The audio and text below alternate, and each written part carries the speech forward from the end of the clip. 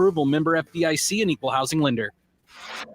1819 News. An associate justice within the Alabama Supreme Court has now resigned from his position. Jay Mitchell has notified Governor Ivey that he is stepping down from the court. In the letter that was given to the governor, Mitchell did not detail out his reasons for the resignation, only that he is seeking to play a larger role in furthering President Trump's agenda, not only in Alabama, but around the country. Mitchell's resignation could possibly be in advance of him seeking to run as the Alabama Attorney General in 2026. However, that has yet to be officially announced by Mitchell.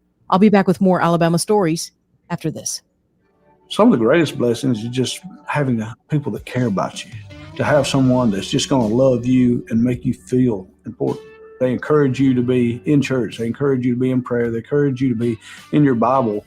Now it's a part of my day every day. My house parents planted seeds in me that you can see where those seeds have sprouted in my life and helped change my life. Big Oak Ranch, a Christian home for children needing a chance. The final defendant in a major Alabama drug trafficking case has been sentenced to prison. Alexander Clark of Tuscaloosa was sentenced to 24 years in prison for his role in distributing meth and fentanyl across the state. Two other co-defendants, Terrence Stevens and Yannick Wolf, both of Anniston, were previously sentenced to more than 8 and nearly 5 years, respectively. Investigators say the group moved over 100 grams of fentanyl and 3 pounds of meth from Birmingham to Anniston. A search later on turned up more than 400 grams of powdered fentanyl and over 2,300 fentanyl pills. Federal prosecutors say this brings closure to the dismantling of a dangerous drug network. A Trinity man was killed this past weekend after his motorcycle was hit by a train in Decatur. The victim has been identified as 57-year-old Leroy Goodwin Jr. I'm Andrea Tice. For more news affecting Alabamians, go to 1819news.com. And while you're there, subscribe to the daily newsletter. Here at Adams Drugs, we let our customers do the talking. I'm here with Ronnie Taunton, who was a longtime customer of Adams Drugs, moved away for 3 years, and came back to town recently. Ronnie, what did you do for another pharmacy when you moved out of town? When we moved to Fairhope, we were looking for a local. We did not want to go to a big box store. And we did find one, but the service was not up to par. Adams Drug really spoiled us. What was it like to come back to Adams Drugs again? It was very easy. We picked up the phone when we got back, came up to Prattville and called the branch there in Prattville, and they took that phone call and did the rest of it. We didn't have to do a thing. It was very simple. We're glad to be back with them. They're so efficient and customer service oriented. Come in to any of our 12 Adams Drugs locations. Visit us at adamsdrugs.net to find the location nearest you. Adams Drugs is your independently owned Health Mart pharmacy. Health Mart, taking the time to listen and care. The views and opinions of the following program are solely those of the host and other contributors. These do not necessarily represent those of Liberty Acquisitions 825, Blue Water Broadcasting, its management, staff, or any advertisers.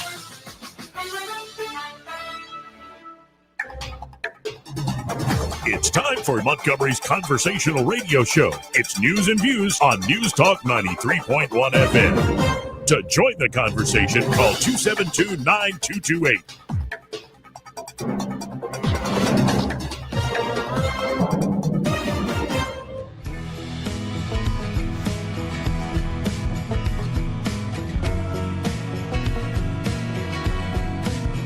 Welcome into the program here on a beautiful, beautiful Tuesday out of Montgomery, Alabama. Finally, the rain has gone away, and there's much to get to, especially with Trump's visit to Capitol Hill, as well as Secretary Rubio spending some time in the hot seat in front of the Senate Foreign Relations Committee.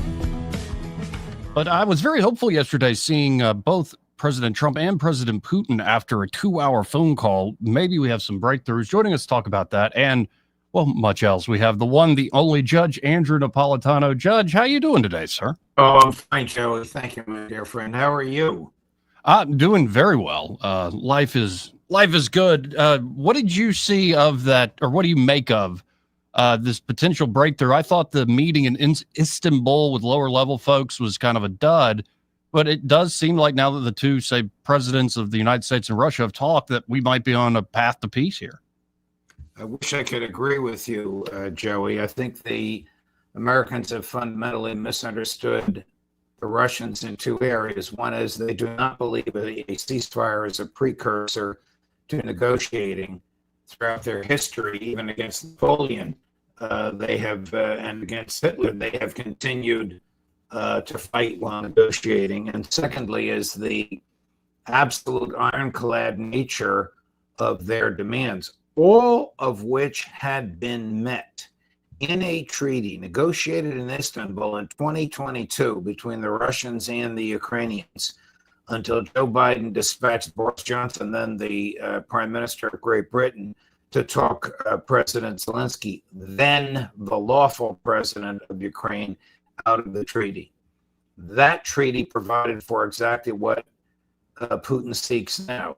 Crimea and the 4 oblasts, which have been Russian-speaking and Russian culturally since Catherine the Great was on the throne in Russia, when we were still looking at George III as our leader.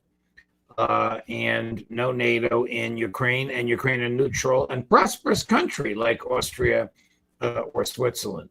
For the American negotiators to think that any of these things is negotiable, for them to believe that a ceasefire is the precursor to serious negotiation, shows a fundamental misunderstanding and misreading of the Russian mind. Well, and I just continue to hope I hear exactly what you're saying. And I want it to stop, though. I kind of like the sentiment that the president keeps saying, let's stop the killing. Let's stop the killing. But he knows how to stop the killing with a phone call to Pete Hegseth. Stop sending the ammunition to Zelensky. That'll stop the killing. Right. And, you know, speaking of the president, he's on Capitol Hill today, or was earlier today. And there's a lot of, I think, issues with this big, beautiful bill, so to speak. Ron Paul had a great op-ed I read this morning saying, hey, if you want it to be real big and beautiful, maybe try cutting the military some, to your point you just made. But at one point, Trump called out Thomas Massie as a grandstander who doesn't understand government. What do you think of Congressman Thomas Massie of Kentucky? Well, Thomas Massie is a longtime personal friend of mine. And Thomas Massie, in my view, is the only person in the Congress, in the House, in the Senate, Senator Paul and Senator Lee, who understand the Constitution and the limits the Constitution imposes on the government. Thomas Massie is also an economist and understands that the government cannot live much longer paying out $1 trillion a year in interest payments. And Congressman Massie, I almost called him Senator Massie, maybe he's going to run for governor of Kentucky, or maybe he's going to run for the seat being vacated by Senator McConnell, I don't know. But Congressman Massie understands that the so-called big, beautiful bill adds $1 trillion in debt to the government's obligations. This meets none of the standards that Trump himself set when he was a candidate. But Republicans, like the good little lemmings they are, follow whatever the president wants. There are a few others in the camp with Congressman Massie. If this so-called big, beautiful bill were put to a vote now in the House of Representatives, would lose, because more than Congressman Massie would vote against it. Just real quick, there's something, our connection is not very good today. At least I'm not, you sound pixelated almost, if that makes any sense. Apologies. Yeah, no, it's out of, I think, both of our hands. I have to ask, because this happened in your own backyard. You mentioned U.S. Attorney Alita Habba last week, and she is now charged, a New Jersey congresswoman, with assault on an ICE officer. I saw the video. She does elbow the guy in the back, but charged with assault for this? Well, I think the congresswoman was out of control. You know, you can't just walk into a jail. Even judges can't just walk into a jail. You can go into a jail on an official, prearranged visit. But I thought, here I agree with President Trump, who talked about this lady when he was on Capitol Hill earlier today. I thought she was out of control. It may not be good policy to prosecute members of Congress, but there has been no real harm. There's no allegation of harm. Skin wasn't broken, bones weren't broken, organs weren't lost. I'm not making that up. Those are the standards in the statute for evaluating the severity of the crime. Did somebody's skin get broken? Did somebody's bones get broken? Did any organs get impaired? No. Makes this a misdemeanor that the feds usually don't prosecute. They would often send it to state and local prosecutors to look at. Example, the mayor of Newark was involved in the same melee. He walked into court this morning and found out that the U.S. attorney herself was there, and she said, "We're moving to dismiss the charges." Man, This lady, this congresswoman, whom I don't know, goes on trial. It will be a show trial. She will put ICE on trial. I don't think the U.S. attorney or the president wants that.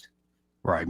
It's just crazy because I saw, I believe, Congressman Swalwell saying, "Oh, we're going to have more unscheduled visits to these places," and it seems they're like going to have more. Then they're going to have more arrests. I mean, the Congress is not in the business of these spot visits. If they want a spot visit, all they have to do is enact legislation that allows them to do it.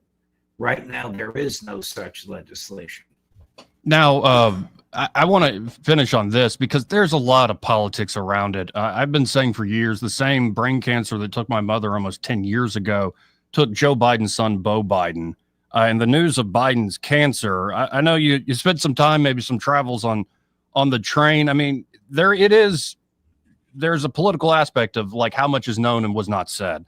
And there's a lot of that conversation going on. But I mean, just your reaction to this news of this late stage cancer. I felt sorry for him. I disagree with almost everything he did as president, but unlike libertarian and conservative friends, I don't despise the man. I actually like him because I found him to be very, very likable and warm. I mean, these conversations that we had, he approached me. I mean, the first of these occurred when he was a member of Congress back in the 70s. Then this friendship resumed when he was in the Senate. Then it blossomed when he was vice president. He was sent to the Secret Service. Heard you were on the train. We got the list of who was on the train. The vice president wants you to come and sit with me. It's happened over and over again. So I found him to be warm and charming. But there is a serious question now about who, do, what, when.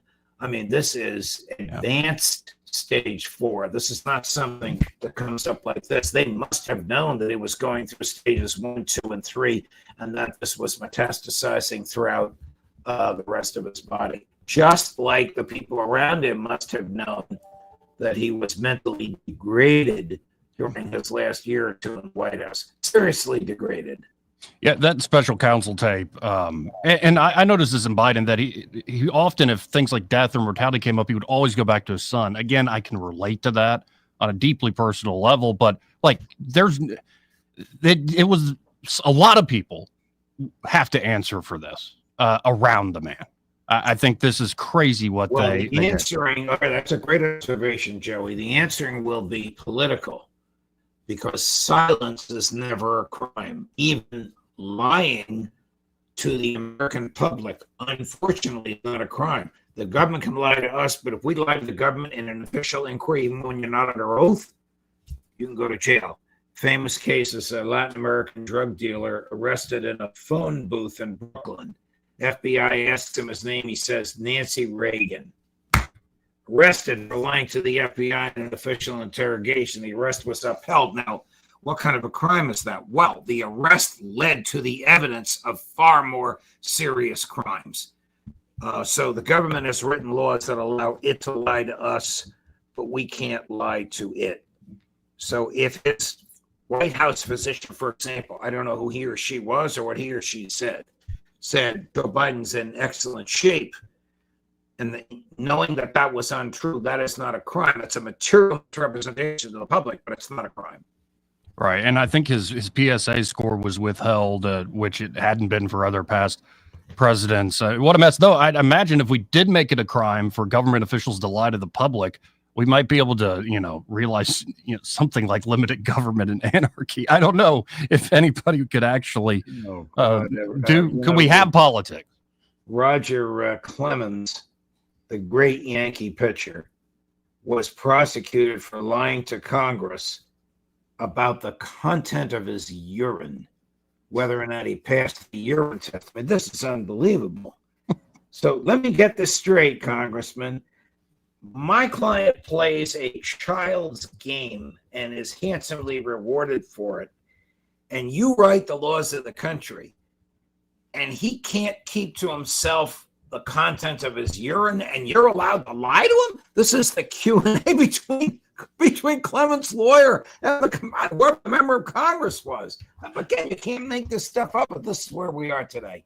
Oh, what crazy times. And I always appreciate your time. If folks want to check out Judging Freedom, I think you have Colonel McGregor coming up. I do have the great Colonel Douglas McGregor on in 40 minutes at 2 o'clock Eastern, followed by Colonel Sunshine, as we call her, the great Lieutenant Colonel. Brilliant, gifted. If you ever read what she writes at Judge Napper at Lou Rockwell, she is just whip smart. Colonel Karen Kwiatkowski. They're both PhDs. I mean, when I was in the Army, the colonels that I dealt with were rather crude individuals. Today they have PhDs in history and political philosophy. God bless them. God bless indeed. Well, and thank you again, sir. We'll do this again soon. Oh, all the best, Joey. Thank you. Again, folks, that is the one, the only Judge Andrew Napolitano. I always appreciate his time. I hate that the connection was not very good there, but we have Eddie Bader in the studio with me. How you doing today? Pretty good. How you doing, bud? I'm all right. We should at any moment have state representative. In fact, he's the minority leader of the state house. Anthony Daniels should be calling us about, in particular, I want to say, what happened with the overtime tax cut? Yep. Why was the leadership and the majority pushing back on this so much? Especially ironic being the president of the United States, who's also a Republican, is trying to do away with tax on overtime on the federal level. Oh, yeah. So what's the state do?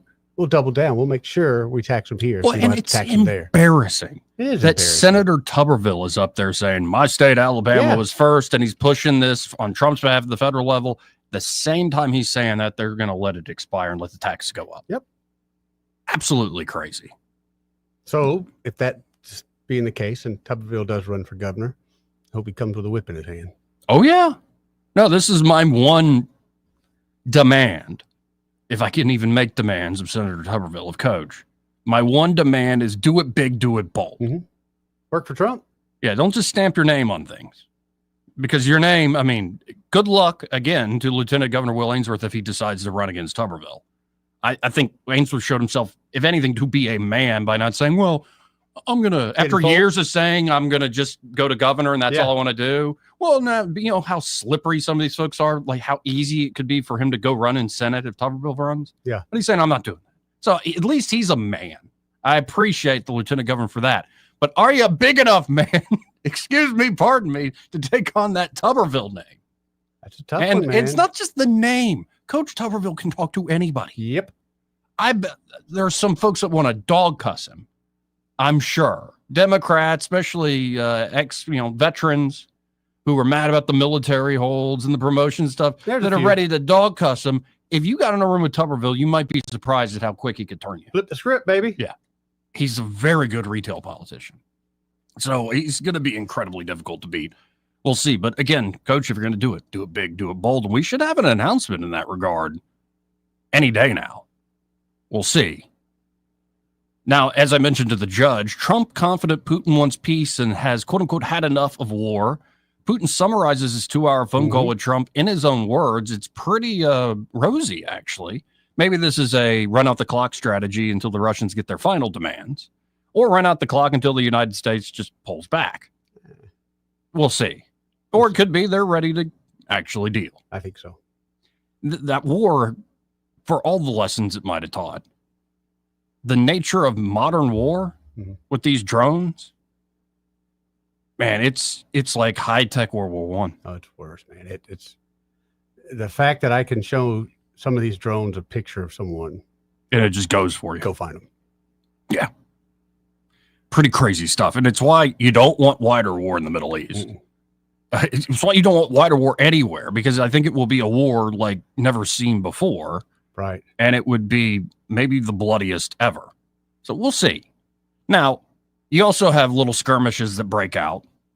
Like, and, killing and bombing is killing and bombing. But like Pakistan and India, it kind of shows nuclear deterrence works. It's like we'll get a little riled up at each other and we're like, oh, okay. Did you hear about the dogfight between those two they had in the air? Yeah. Modern day dogfight, man. That's crazy. Yep.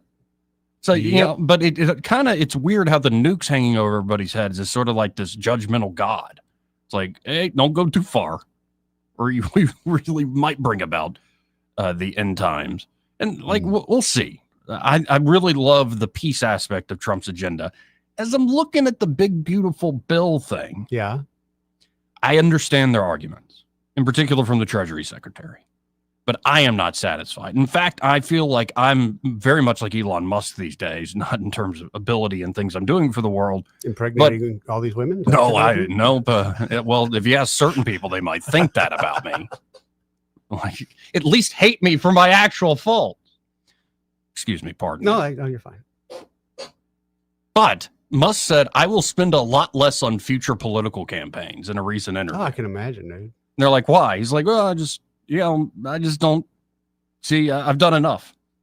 And it's because he's probably sitting here. He gets this kingly, princely welcome up there into DC, and they're like, oh, Doge is so great. And all the members of Congress want to be part of the Doge caucus and be Elon's friend and yada, yada, yada, yada, yada. And then when it comes down to it, well, you can't really touch the Pentagon. Sorry, sir. Hands off, buddy. You can't really look into where a lot of the money probably is going down a rat hole. That's not allowed, number one. And all that stuff that you found that really should be cut, it's going to require Congress. And some reason they don't want to do, they'll maybe do rescission after they do the big, beautiful bill. I'm like, why not do like a $9 billion rescission package, like the USAID stuff that Marco Rubio is defending as a sign of good faith to the deficit hawks that you're actually serious about cutting? Nope. We're going to increase military spending. We'll have $1 trillion budget just for the military. That's not counting DOE, the Department of Energy, and all the nukes. Just crazy. Of course, you're seeing an increase in being able to deport people and whatnot, an increase in immigration enforcement, increase in spending there. Yeah. Apparently, they are going to front load more of the Medicaid, say, work requirements that if you're an able-bodied person to be able to, a month, I think. You have to work if you want this, which I think is a pretty I don't think it's the worst idea in the world. reasonable demand of folks. Nope.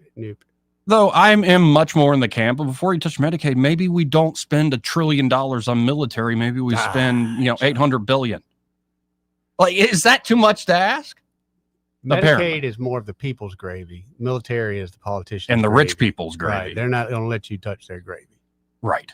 So it's just a little, I don't love it, but Trump's saying if we don't do this, it's going to be a 68% tax increase across the board. There are aspects of this bill I agree with. And the argument you would hear from somebody like a Scott Bessent, Treasury Secretary Bessent, is that we are going to bring down the spending. He was making this argument over the weekend to all the Sunday talk shows. We are going to bring down the spending. We would like to get back to like 2019 levels. But if you did that in all one fell swoop, you would crater the economy because the economy is so used to being juiced up by all this government spending. If you took away the juice, the withdrawal might kill us, is his point. He's like, so what you need to do is just bring it down. We're going to bring it down some. It still is in a 10-year window going to add to the debt.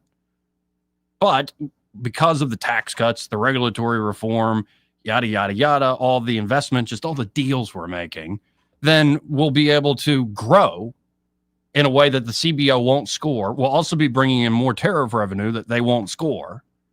There's a lot of things we'll be doing that this will be a much rosier picture, and it will be much more of a soft landing instead of a hardcore withdrawal. I see the face you're making. Did they run on that, Joe? I agree with you. Yeah, but they did not run on that. The Doge thing is what got so many people excited. And no wonder Elon's like, right. I spent $250 million for what? Right. I discovered it. Here's the problem. Oh, no one wants to do anything about it. Yeah. Absolutely crazy. I heard one guy say, well, honestly, Eddie, it's $1,000 per taxpayer. What's that? That's a boatload of money per taxpayer. $1,000 is a good bit of money. Right. Yeah.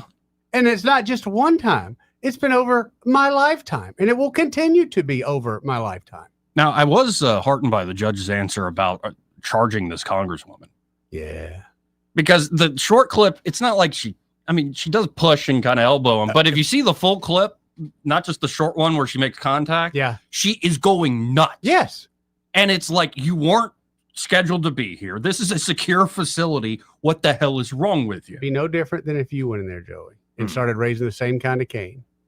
There would be charges. Right. But I got a feeling the Democrats are going to keep doing this You know because they it's are, but I want them to. It's the whole "I'm not touching you," Yeah. and it's like, "Yeah, don't you dare hit me in the face." That's or how my whatnot. sister used to work with that. I'm not touching anything. Yes, I would get the whooping in the end, but she got one too. Oh, I got a real bad whooping, like a belt whooping once. Oh, good Lord. And it's because I got the switch, I got the other things, but like a true like belt whooping is because I would not apologize. We had a little fort they built in the backyard. Yeah. I'm in the fort.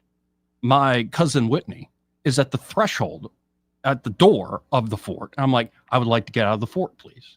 And she said no. Okay. And I'm like, come on, I would like to, can I get out of here? I'd like to exit. And she just being a stub, we must have been like 7 or 8, like little kids, like, no. And then I asked her again, nicely again, can I please get out of the fort? No. So I pushed her. And she cries and all this stuff. And it's like, Joe, you need to apologize to her. Apologize to her. She should apologize to me that I had to do that. Push the girl. And then that's when I got the whooping. And I still have not apologized to this day. Well, that's good. You were in the right. Yeah, you take the whoopings if you need them. Anyway. Yeah, I took many of them. This part of the program brought to you by Montgomery Men's Health, and they're at Montgomery Men's Health. They're ready to help you fellas out if you're feeling run down and tired all the live long day. You know, with all this news about President Biden, you know, along with getting your testosterone checked, you're also going to get a PSA score. It's a great marker for prostate health. And that's something to catch early that can really help you out. You got to catch it early. And so get by Montgomery Men's Health. It could be you have a testosterone problem. It could be they find other issues when they're doing these regular tests. It's really just a quick blood workup plus a consultation for only $99. Ask you a few basic quality of life questions about what's your sleep pattern? What's your metabolism like? Are you working out? Are you seeing gains? How are you thinking these days? What's your sex drive? Well, and if it is, in fact, that you have low T, they have treatments there that can truly change men's lives. Higher energy, better gains in the gym. Brother. Better mental clarity, improved sleep patterns, a faster metabolism. You usually even notice an increased libido. And some of these treatments, you can feel better the very same day you stop by. And you can actually book the same day that you call. That number, 440-3663. That's 440-3663. Or you can go to MontgomeryMen'sHealth.com to book your appointment today. Well, I was expecting Anthony Daniels. That's why I was acting like Greg to get you to answer the phone. But instead, we have Clint. We got Clint. Hey, Clint, how you doing? Good day, guys. Clint wants to educate me on something. Yeah. What'd I do, Clint? You're wrong talking about spending $1 billion or $1 trillion on our military. That's exactly what we need to do. Because you guys never served in the armed forces. Nope. You know, I joined after Vietnam, and if a country wanted to invade America, that was the best time to do it. We were in shambles. Mm-hmm. And then we had a 5-tank tune. And we only took 3 tanks to the field. We had 2 people per tank. You know? Okay. And we needed 20. But we didn't have it at the Vietnam. And then Reagan come in and gave everybody a pay raise, and then we got to full force. So, yes, good for Trump. Raise his military. There is strength and force. You understand what I'm saying? So all that $1 trillion will go to the lethality of the United States military and the support of servicemen? I don't know where it goes, Joey. This is our point, Clint. This is our point.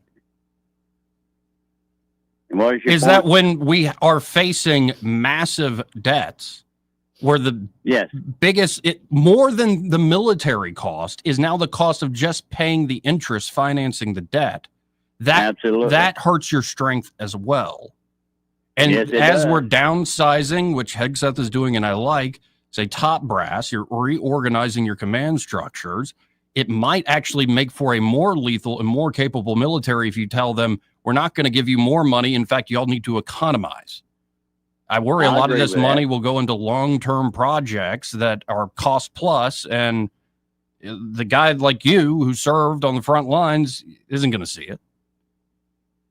Oh, no, I ain't going to see it. So. But the soldiers that's there today, maybe they will, and they have good equipment. So, all right, man. Thank you for taking my call. Appreciate it, Clint. 272-9228. It's 334-272-9228. Now, what do you think of the whole Biden has cancer thing? Oh, it's a ruse. I mean, he's had it for how long? And, obviously years. Obviously, his back to the press wagon didn't go very well. Everybody's still laughing at him, and now they're talking about the auto pen and investigation. So, hey, we got to throw another curveball out there. Well, and this is not like initially I'm like, well, yeah, Trump used the auto pen. A lot of people use the auto pen.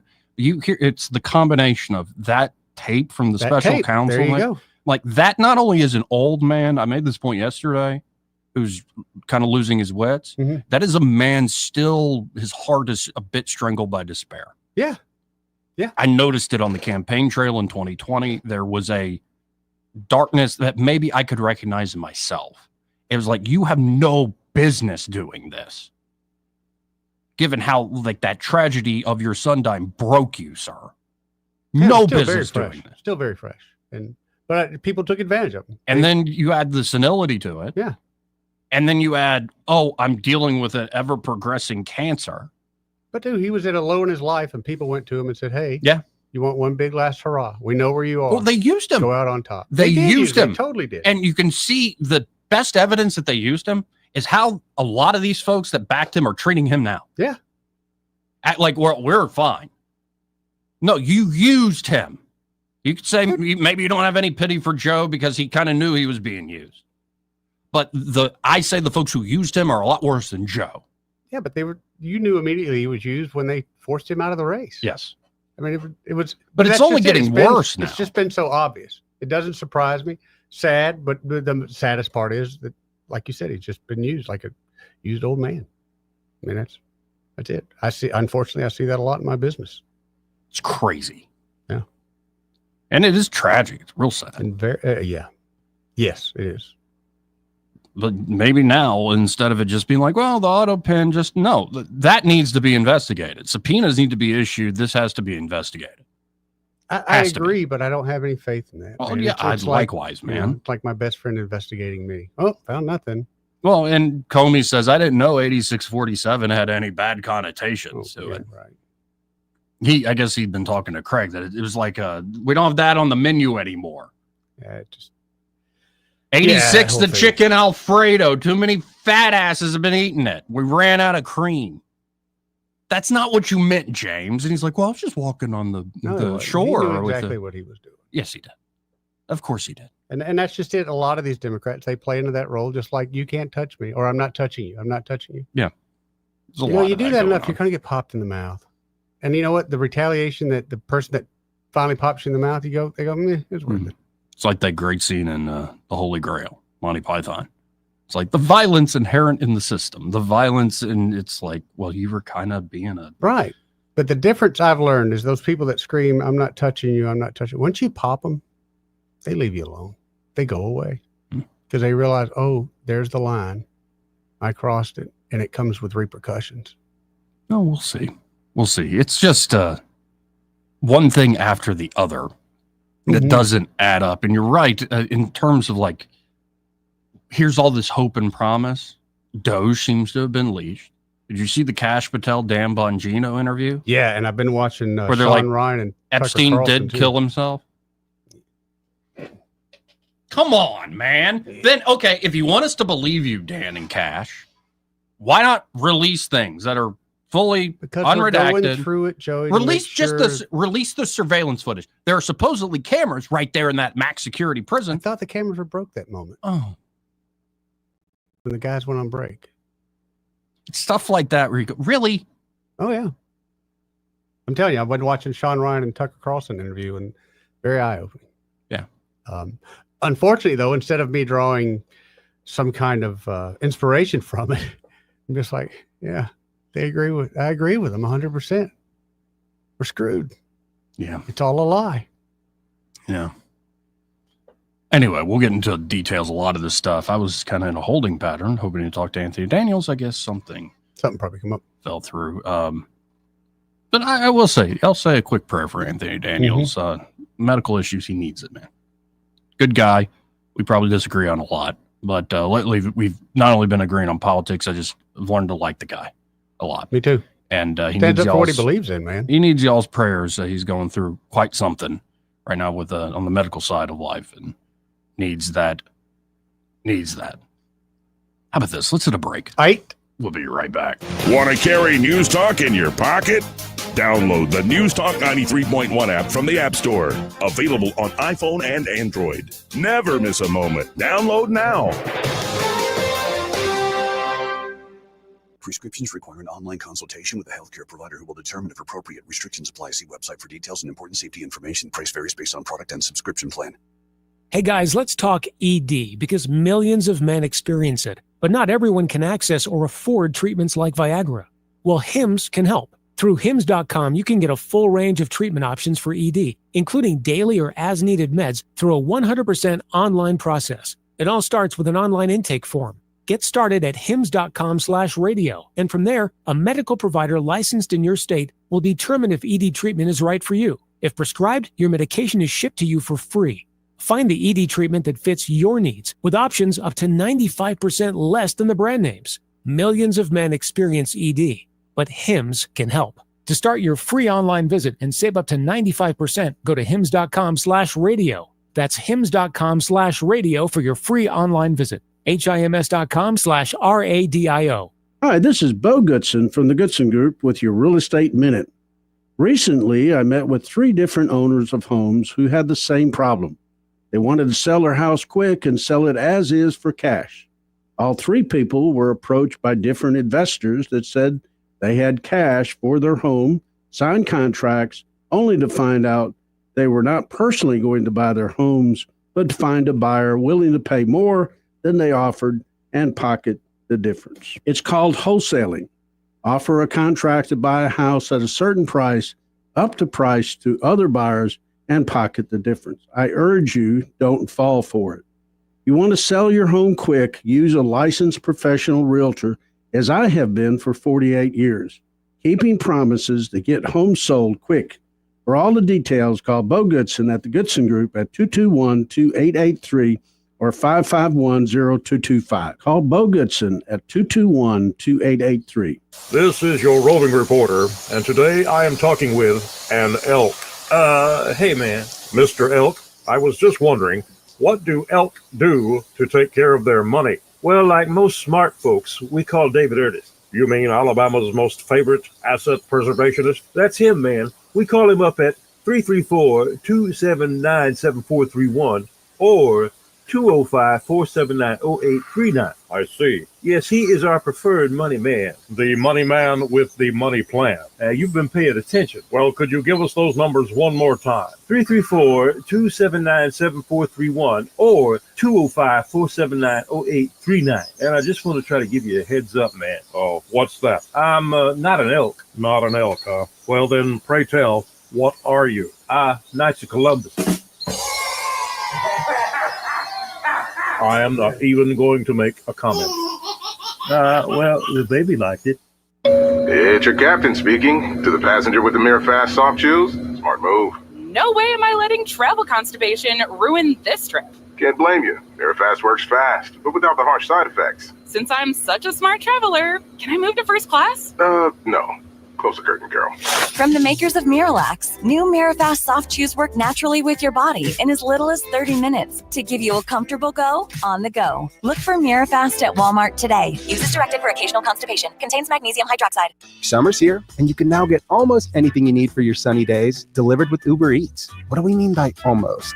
Well, you can't get a well-groomed lawn delivered, but you can get a chicken parmesan delivered. A cabana? That's a no. But a banana? That's a yes. A nice tan? Sorry, nope. But a box fan? Happily, yes. A day of sunshine? No. A box of fine wines? Yes. Uber Eats can definitely get you that. Get almost anything delivered with Uber Eats. Order now. Alcohol in select markets. Product availability may vary by region. See app for details. For too long, Alabama's statewide news companies have shamed us for our conservative Christian values. Alabama deserves a news company that cherishes our culture, a company that isn't bought and paid for by the powers that be.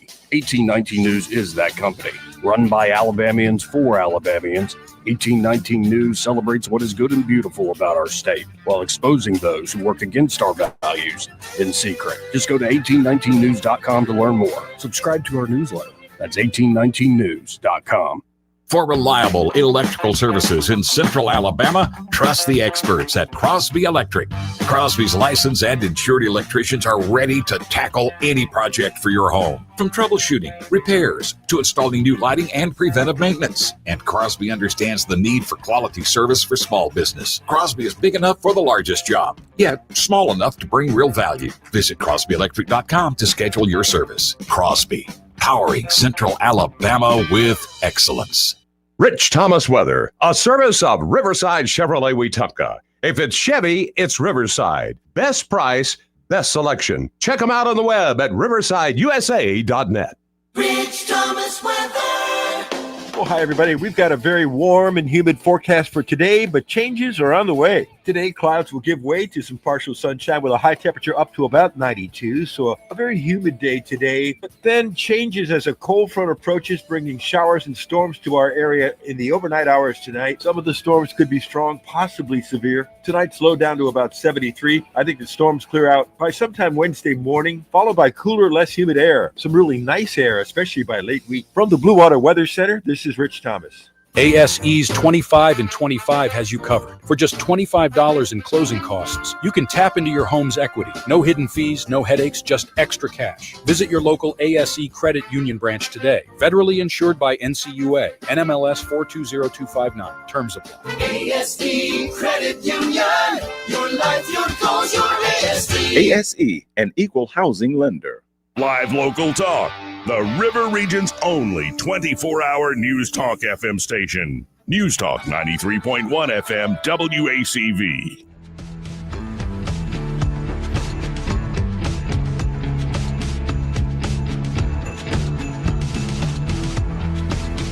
Welcome back.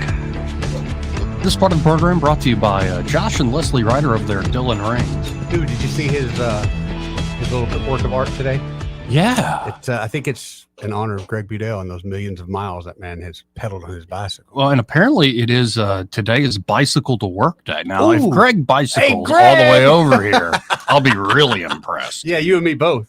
But Dillon Rings can make you a bicycle pendant like this very one that is being shown on the Book of Faces. Just go to Dillon Rings on Facebook, and you could wear it. If you're such a cycling enthusiast, you could wear this bicycle pendant around your neck as you're cycling to work. That's fly. Or like over at Callaway Gardens. Remember my mother dragging us over there. Let's go to the butterfly house. I'm like, actually, she's got to get, once you're in there, I'm like, beautiful. this is Yeah. beautiful. Actually, Yeah. good I'll idea, give you that. Mom. Good idea. But like, look at this, like the diamond inlays Oh, on yeah. the wheels and on the hardware with the gold everywhere else. Absolutely. Beautiful, man. Stunning. And seriously, if you're looking for custom made jewelry, a lot of folks have already gone to Josh this season for engagement rings, like one of a kind Good idea. engagement rings. But it could be anything. It could be something poignant, like maybe you inherit a piece of jewelry from your mother that you want to remember, but it's not really your style. Well, that can be refit to where it is your style and still look beautiful and keep those memories. Or it could be something silly. Like we keep talking about getting funky fresh medallions where, you know, we go out on the town or something, maybe eat some crawfish and I like some more crawfish. yeah. And we just rock the medallions. Mm-hmm. And of course, they're a full service jewelry shop, great inventory, repair work, including watch repairs, spa treatments to make that jewelry that you love and had forever shine and shimmer like it's brand new again.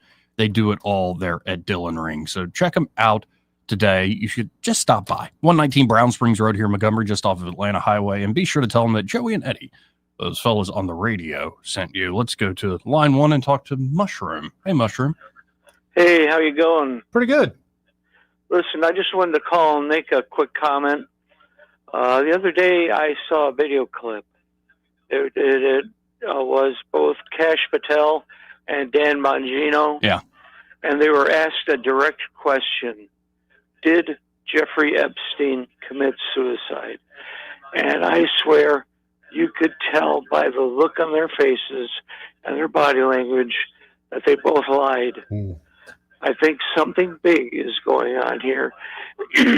Right. I do know that people such as the Prince in the United Kingdom, was it Prince Andrew? Yeah. Was involved. Mm-hmm. So something very large is going on there. That's all I've got to say. No, I saw the same clip, and I agree with you 100%. Agree with you I didn't 100%. believe a word of what they were saying. And you're right. It looks like they were being held hostage in some way. Exactly. Yeah. All right, thanks. Thank you, sir. Thank you. Good call, Mushroom. 272-9228. Now, going to the death of the corporate media. Yeah. First, it is, as we were saying earlier, the people that used Biden are much worse, in my opinion, at this point of Biden. Sure. They're done with him now. In particular, folks with prominent spots in the old legacy, prestige, corporate media, whatever you want to call them. Used to call them the mainstream media or the lamestream media. Lamestream. Or those old days of what? Bernie Goldberg on Papa Bear, Bill O'Reilly show going, it's the liberal biased media, Bill. How far we have all come, right, folks, in the last 20 years? Unfortunately, yes. Well, this is Jake Tapper on NPR talking about the whole Biden's mental decline. Listen to this schmuck. I mean, we had all seen him aging. We had all seen him tripping and misspeaking. Yeah. We had all seen evidence of decline, but the Biden team, family and senior advisors, were telling everybody, not just media, not just the public, but also Democratic donors and members of Congress, their own cabinet, he's fine. I think everybody in that circle, in that world, should be thinking. I'm certainly thinking as a journalist, what should I have done differently? Alex and I covered this. Alex very aggressively from the White House beat, me less so, and I wish I had been more aggressive. There's a lot of regret. There's a lot of humility. Look, I mean, we had all what? A lot of humility. I don't know where. The hell are you talking about, Jake Tapper? You're selling a book based on it. Humility? Yep. Yeah, that's a great payday. How'd you get paid all those millions from that book? Oh, humility. It's a virtue. Really? But that's not the full, death knell. There are moments where you're like, okay, the needle is moved. Yeah. The election of Trump, Trump going on Rogan, Elon Musk jumping in, Elon buying Twitter. These moments are these big, yardsticks where you can really follow the plot. Right. But I think we just discovered another one. In the most unlikely of circumstances. Now, I got a preview of this because the comedian, Tim Dillon, was on Piers Morgan a while back, last week, 2 weeks ago. He's like, yeah, I just sat down with CNN for a whole hour or so, and I told them, don't edit it. Don't edit it. Right. Put the whole thing out. And they did. Yesterday, they put out the entire hour and 14 minutes on CNN's YouTube page. And my God, if this is what the corporate press has become, if Tim Dillon can talk circles around you, and it's like this, I just said it's a big moment when Trump goes on Rogan. But is Joe Rogan the new establishment? No. Oh, I don't know, Joey. Because somebody else mentioned that the other day, and then they brought some, and it was a clip show, but then they brought a few clips in. Yeah. So it can be steered to look that way. Joe Rogan has plenty of influence and power. Yeah. So do a lot of these folks with popular shows. There are a lot of people with popular shows. There is only one Joe Rogan. But this one reporter is asking the comedian, Tim Dillon, who had on J.D. Vance during the election. She's like, you called him the anti-war guy. And they're not being completely anti-war. And he's like, well, he's the vice president. And you can see in those text messages or signal chat, he was actually out of all of them. Yeah. Wasn't he the one questioning? Right. And so, we'll see. But here she goes on to ask Tim Dillon if comedians with podcasts are the new establishment. Oh.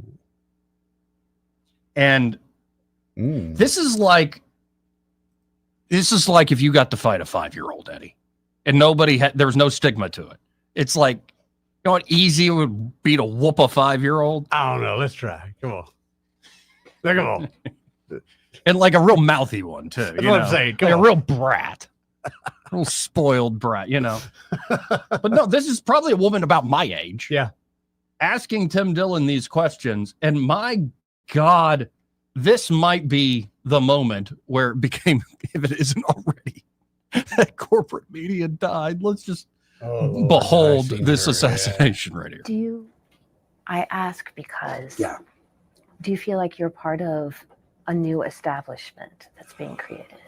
I don't think I'm part of a new establishment. I think it would be pretty difficult to look at these podcasts. I know it's a popular thing right now, especially in certain media circles, to say that after running an incredibly unpopular candidate who was introduced very late in the race because an elderly man who could not be the president, who everyone told was functioning as the president for 4 years, decided to, this wind is wild, huh? Yeah. See? But this was a very specific circumstance in which Kamala Harris ran for the presidency. Yeah. She was somewhat unpopular, and she was not a star in Democratic politics before this at all. And her communication strategy was pretty weak. I think most people have admitted that.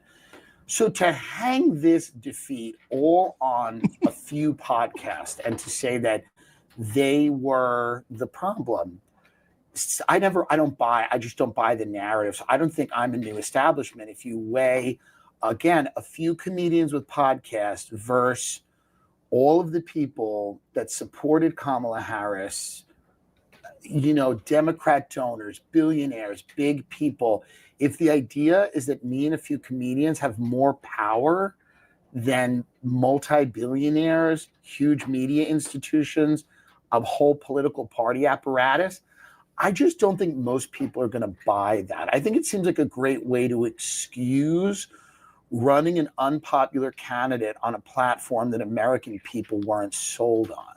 I think even beyond politics, though, even beyond the question of the election, like, again, I know that the liberal Joe Rogan conversation is so dominant, and I think not nuanced enough, but there is power in a massive audience. There's absolutely power in a massive audience. But if you're saying that power is equal to the CIA or all of these other people that have been very critical of President Trump, right? Yeah. So the idea that the power that Theo Von has would be equal to the intelligence agencies or these massive legacy media institutions seems crazy. But you got way more audience than when you're saying we don't have power, we're not the CIA. Well, there's some gradations between that, and also I'm sure there's you use the word establishment.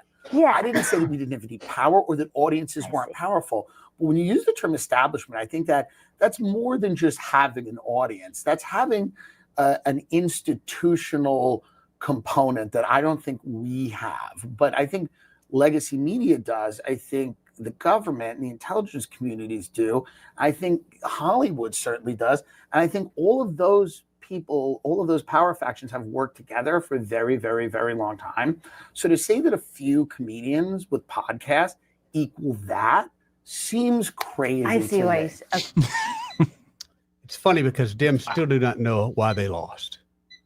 I know. Well, we got to let's do a quick break. We'll be right back. He may not know whether he's coming or going, but whether you're going to work or coming home, Greg Budell is there. Mornings 6 till 9 and afternoons 3 till 6. Only on News Talk 93.1 FM WACV. Hi there. I'm Kim Williams with Alabama Home Mortgage. For years, I've been asking you to call me at Alabama Home Mortgage because there is a difference in mortgage companies. Did you know the current national average turn time to close on a mortgage is 48 business days? But not at Alabama Home Mortgage. At Alabama Home Mortgage, our average close time is 16 business days. That's a month faster than the rest. How do we do it? With over 60 years of combined experience in the industry. Our team knows mortgages. Our years of experience yield a better experience for our customers. Folks, time is money.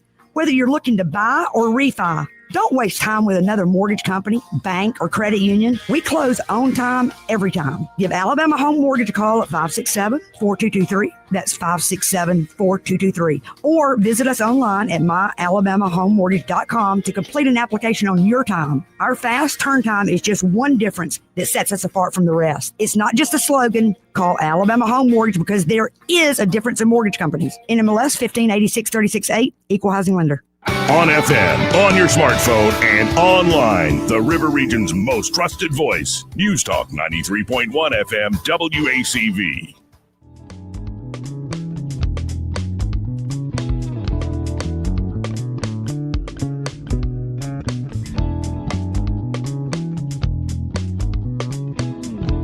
Joey Clark. Welcome back.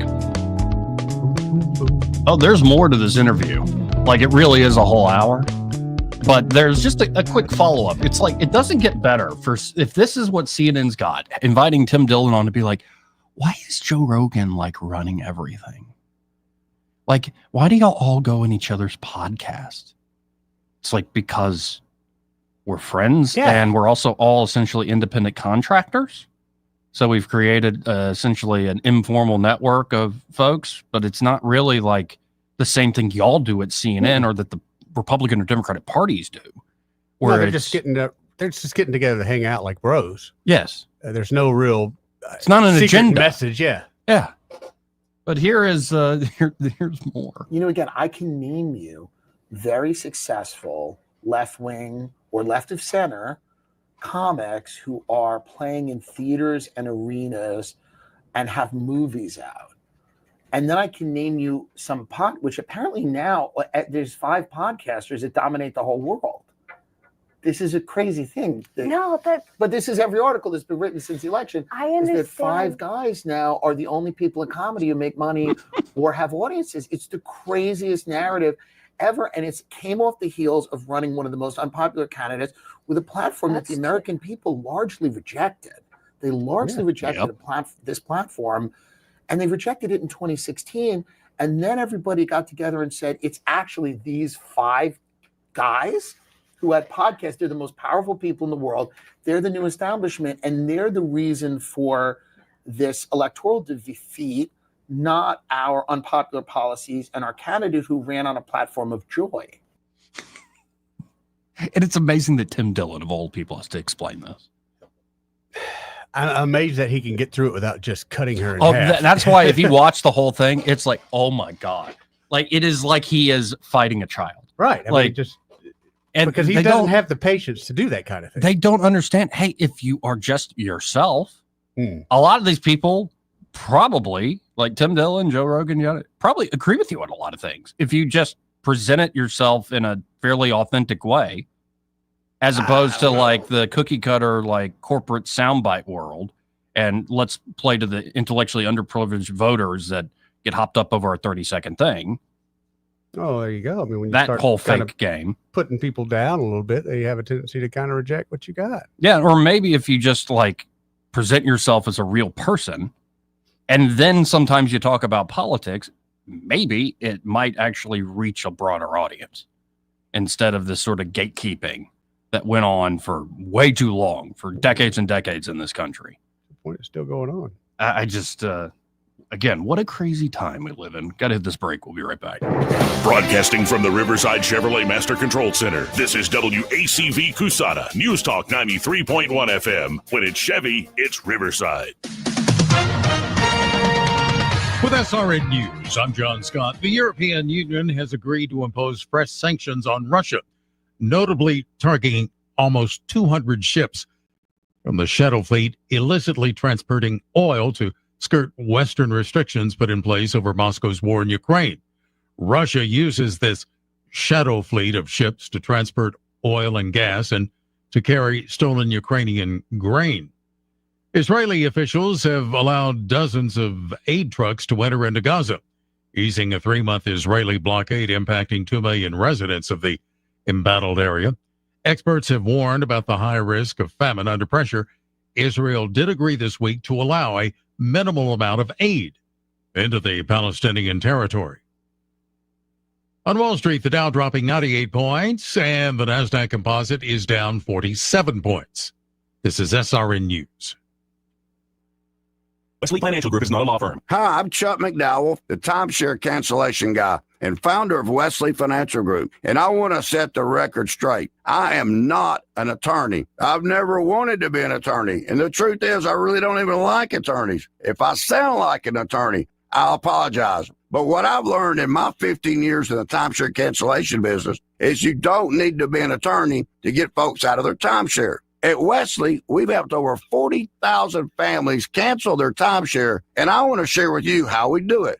Just give my office a call. I guarantee if we take you as a client, we'll get you out of your timeshare or you'll pay nothing. Attorneys, this was meant to be funny, so please don't sue me, especially my friend Kenneth from Black River Falls, Wisconsin. Call now for your free timeshare exit info kit. 800-613-5454. 800-613-5454. 800-613-5454. Rich Thomas weather, a service of Wiley Sanders Truck Lines, where over-the-road dump truck drivers are needed right now. Home twice a week and every weekend, must leave early on Sunday with Blue Cross Blue Shield. Call them now at 855-777-9785. Rich Thomas weather. Well, hi, everybody. We've got a very warm and humid forecast for today, but changes are on the way. Today, clouds will give way to some partial sunshine with a high temperature up to about 92, so a very humid day today. But then changes as a cold front approaches, bringing showers and storms to our area in the overnight hours tonight. Some of the storms could be strong, possibly severe. Tonight, slow down to about 73. I think the storms clear out by sometime Wednesday morning, followed by cooler, less humid air. Some really nice air, especially by late week. From the Blue Water Weather Center, this is Rich Thomas. Hey, this is Peaches and Clean, powerful carpet cleaning. Do you have commercial property, offices, or rental units? Give us a call at Peaches and Clean. We can clean and restore your carpeting and bring them back to life. Give us a call at Peaches and Clean or peachesandclean.com. There's no clean like Peaches and Clean.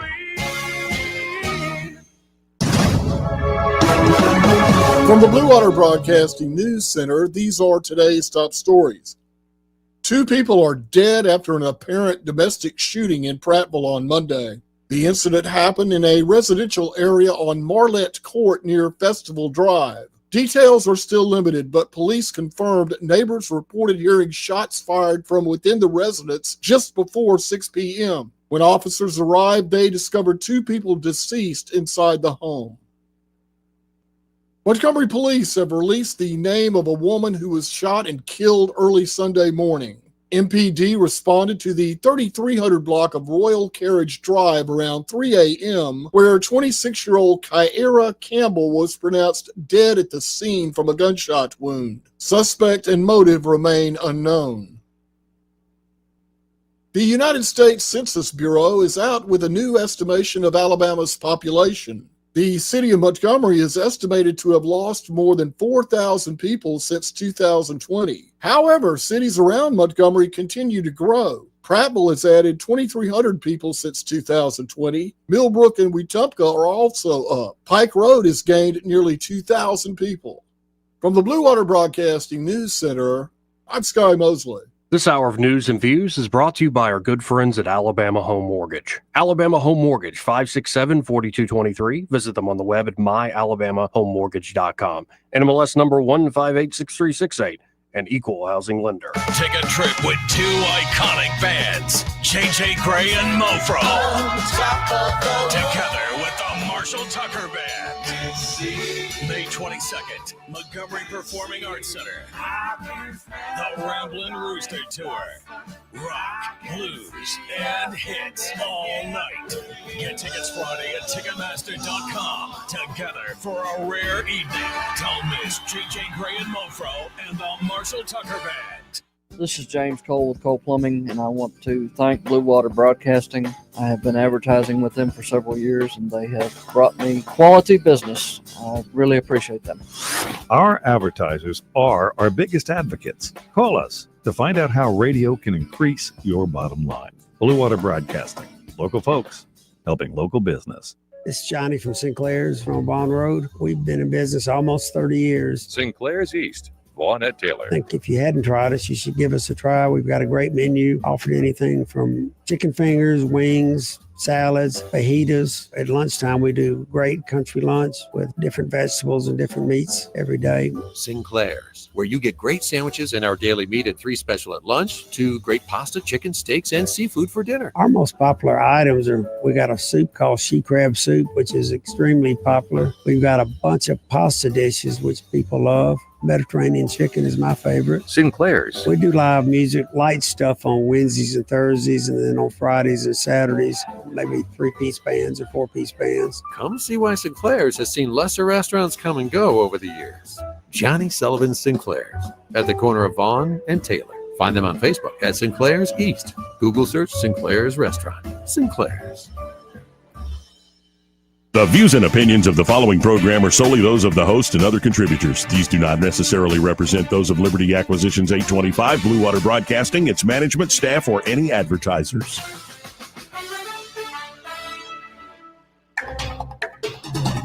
It's time for Montgomery's conversational radio show. It's news and views on News Talk 93.1 FM. To join the conversation, call 272-9228.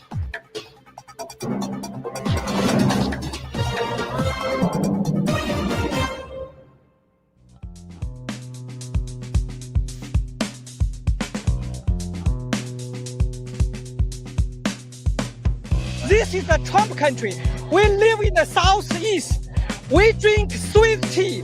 We don't drink socialist Kool-Aid. This is how you conduct yourself in a democracy. Joey Clark.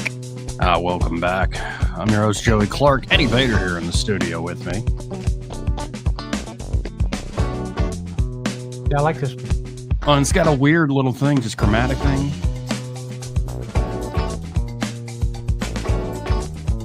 The Latin percussion thrown in there.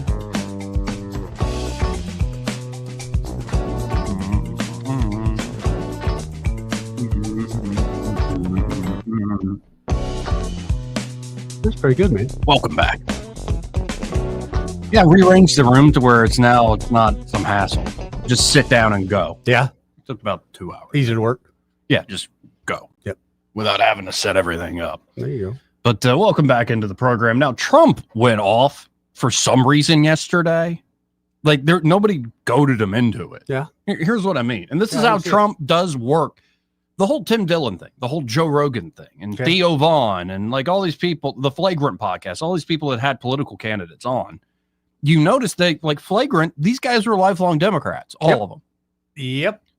And when they have the Democrats on, you can tell, like Pete Buttigieg, Bernie Sanders, like they try to hang, because most of these shows, that's the best way to describe them. It's a hangout. Yeah. It's just dudes, bros hanging out and talking about all sorts of silly things, stupid things, interesting things, things that, life and meaning of life, yada, yada, yada. Right.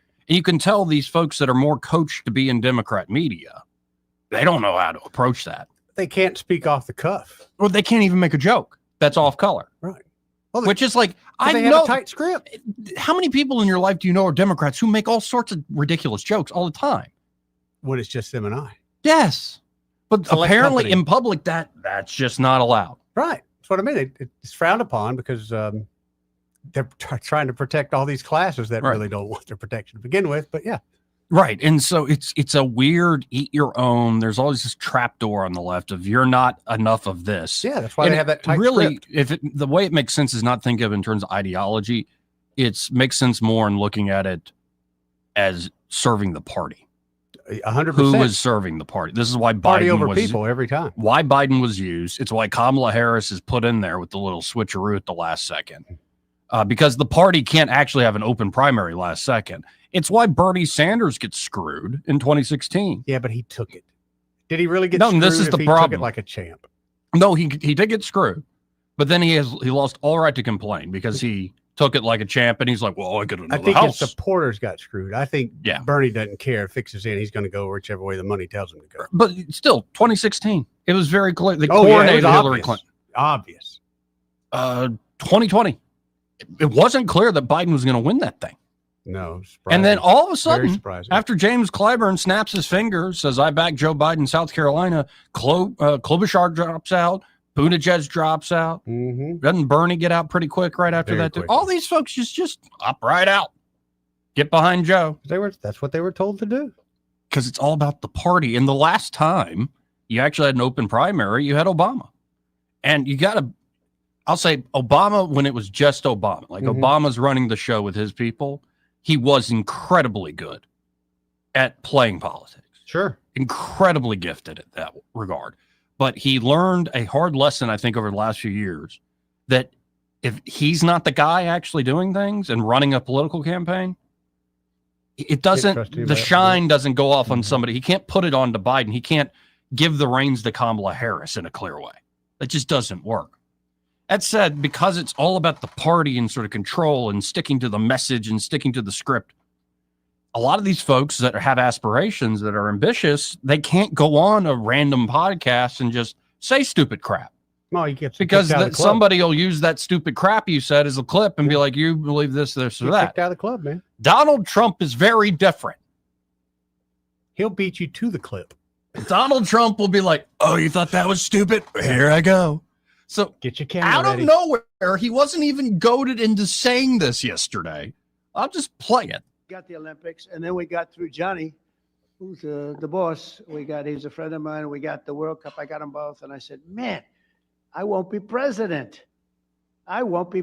I got the Olympics and the World Cup, and I won't be president. And they're gonna forget that I got them. Nobody's gonna mention it because a little bit that's the way life is. And then they rigged the election. And then I said, you know what I'll do? I'll run again and I'll shove it up their ass. And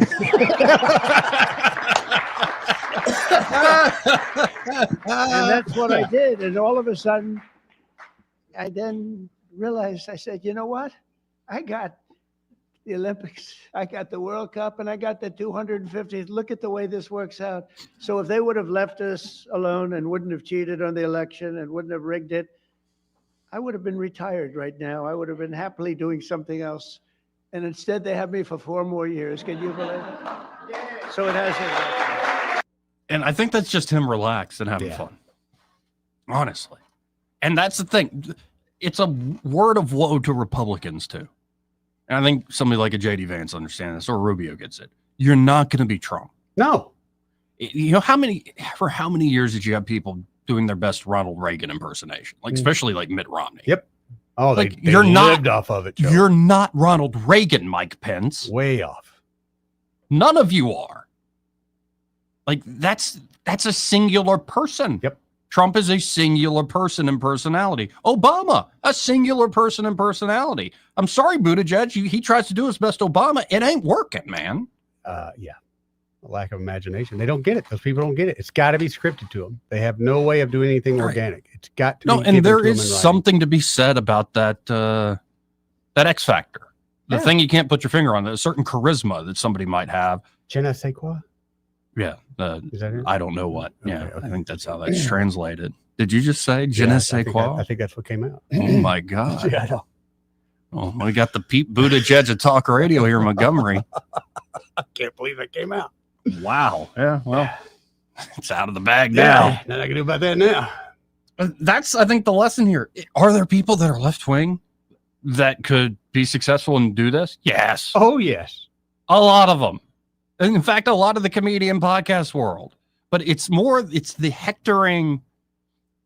I'm on the right side of history. I'm better than you. You're evil. You're stupid. You're a fascist. Like all the same game that's been played since the end of World War II. It doesn't work anymore. But do you people think don't buy it anmore? If they had their own, because they keep looking for their own Joe Rogan. If they had that type of individual, I think they would kneecap him. They had Joe Rogan. Yeah, that's actually Joe a very Rogan good voted point. for Bernie Sanders. That's a very good point. They had Joe Rogan. And now they he's tried not to one kneecap be, he's not one to be kneecapped. Yeah, and they tried. And so it's like, I don't know what they're going to have to do. I think it's going to take some outsider taking over the frickin' party, kind of how Trump did to the Republicans. And you still have this hangover of the awful establishment politics going on both sides, as you see with this whole talk about the big, beautiful bill. You know, it's great. Oh, we're so unified. That's what Trump said coming out. We're so unified. But I don't know. I don't know if we're actually ready for this. Yeah, I don't know either. Now, yesterday, Trump held a long call, 2-hour call. Mr. Putin? With President Putin. Mm-hmm. Trump said, just completed my 2-hour call with President Vladimir Putin of Russia. I believe it went very well. Russia and Ukraine will immediately start negotiations towards a ceasefire and, more importantly, an end to the war. Yep. The conditions for that will be negotiated between the two parties, as it can only be, because they know the details of a negotiation that nobody else would be aware of.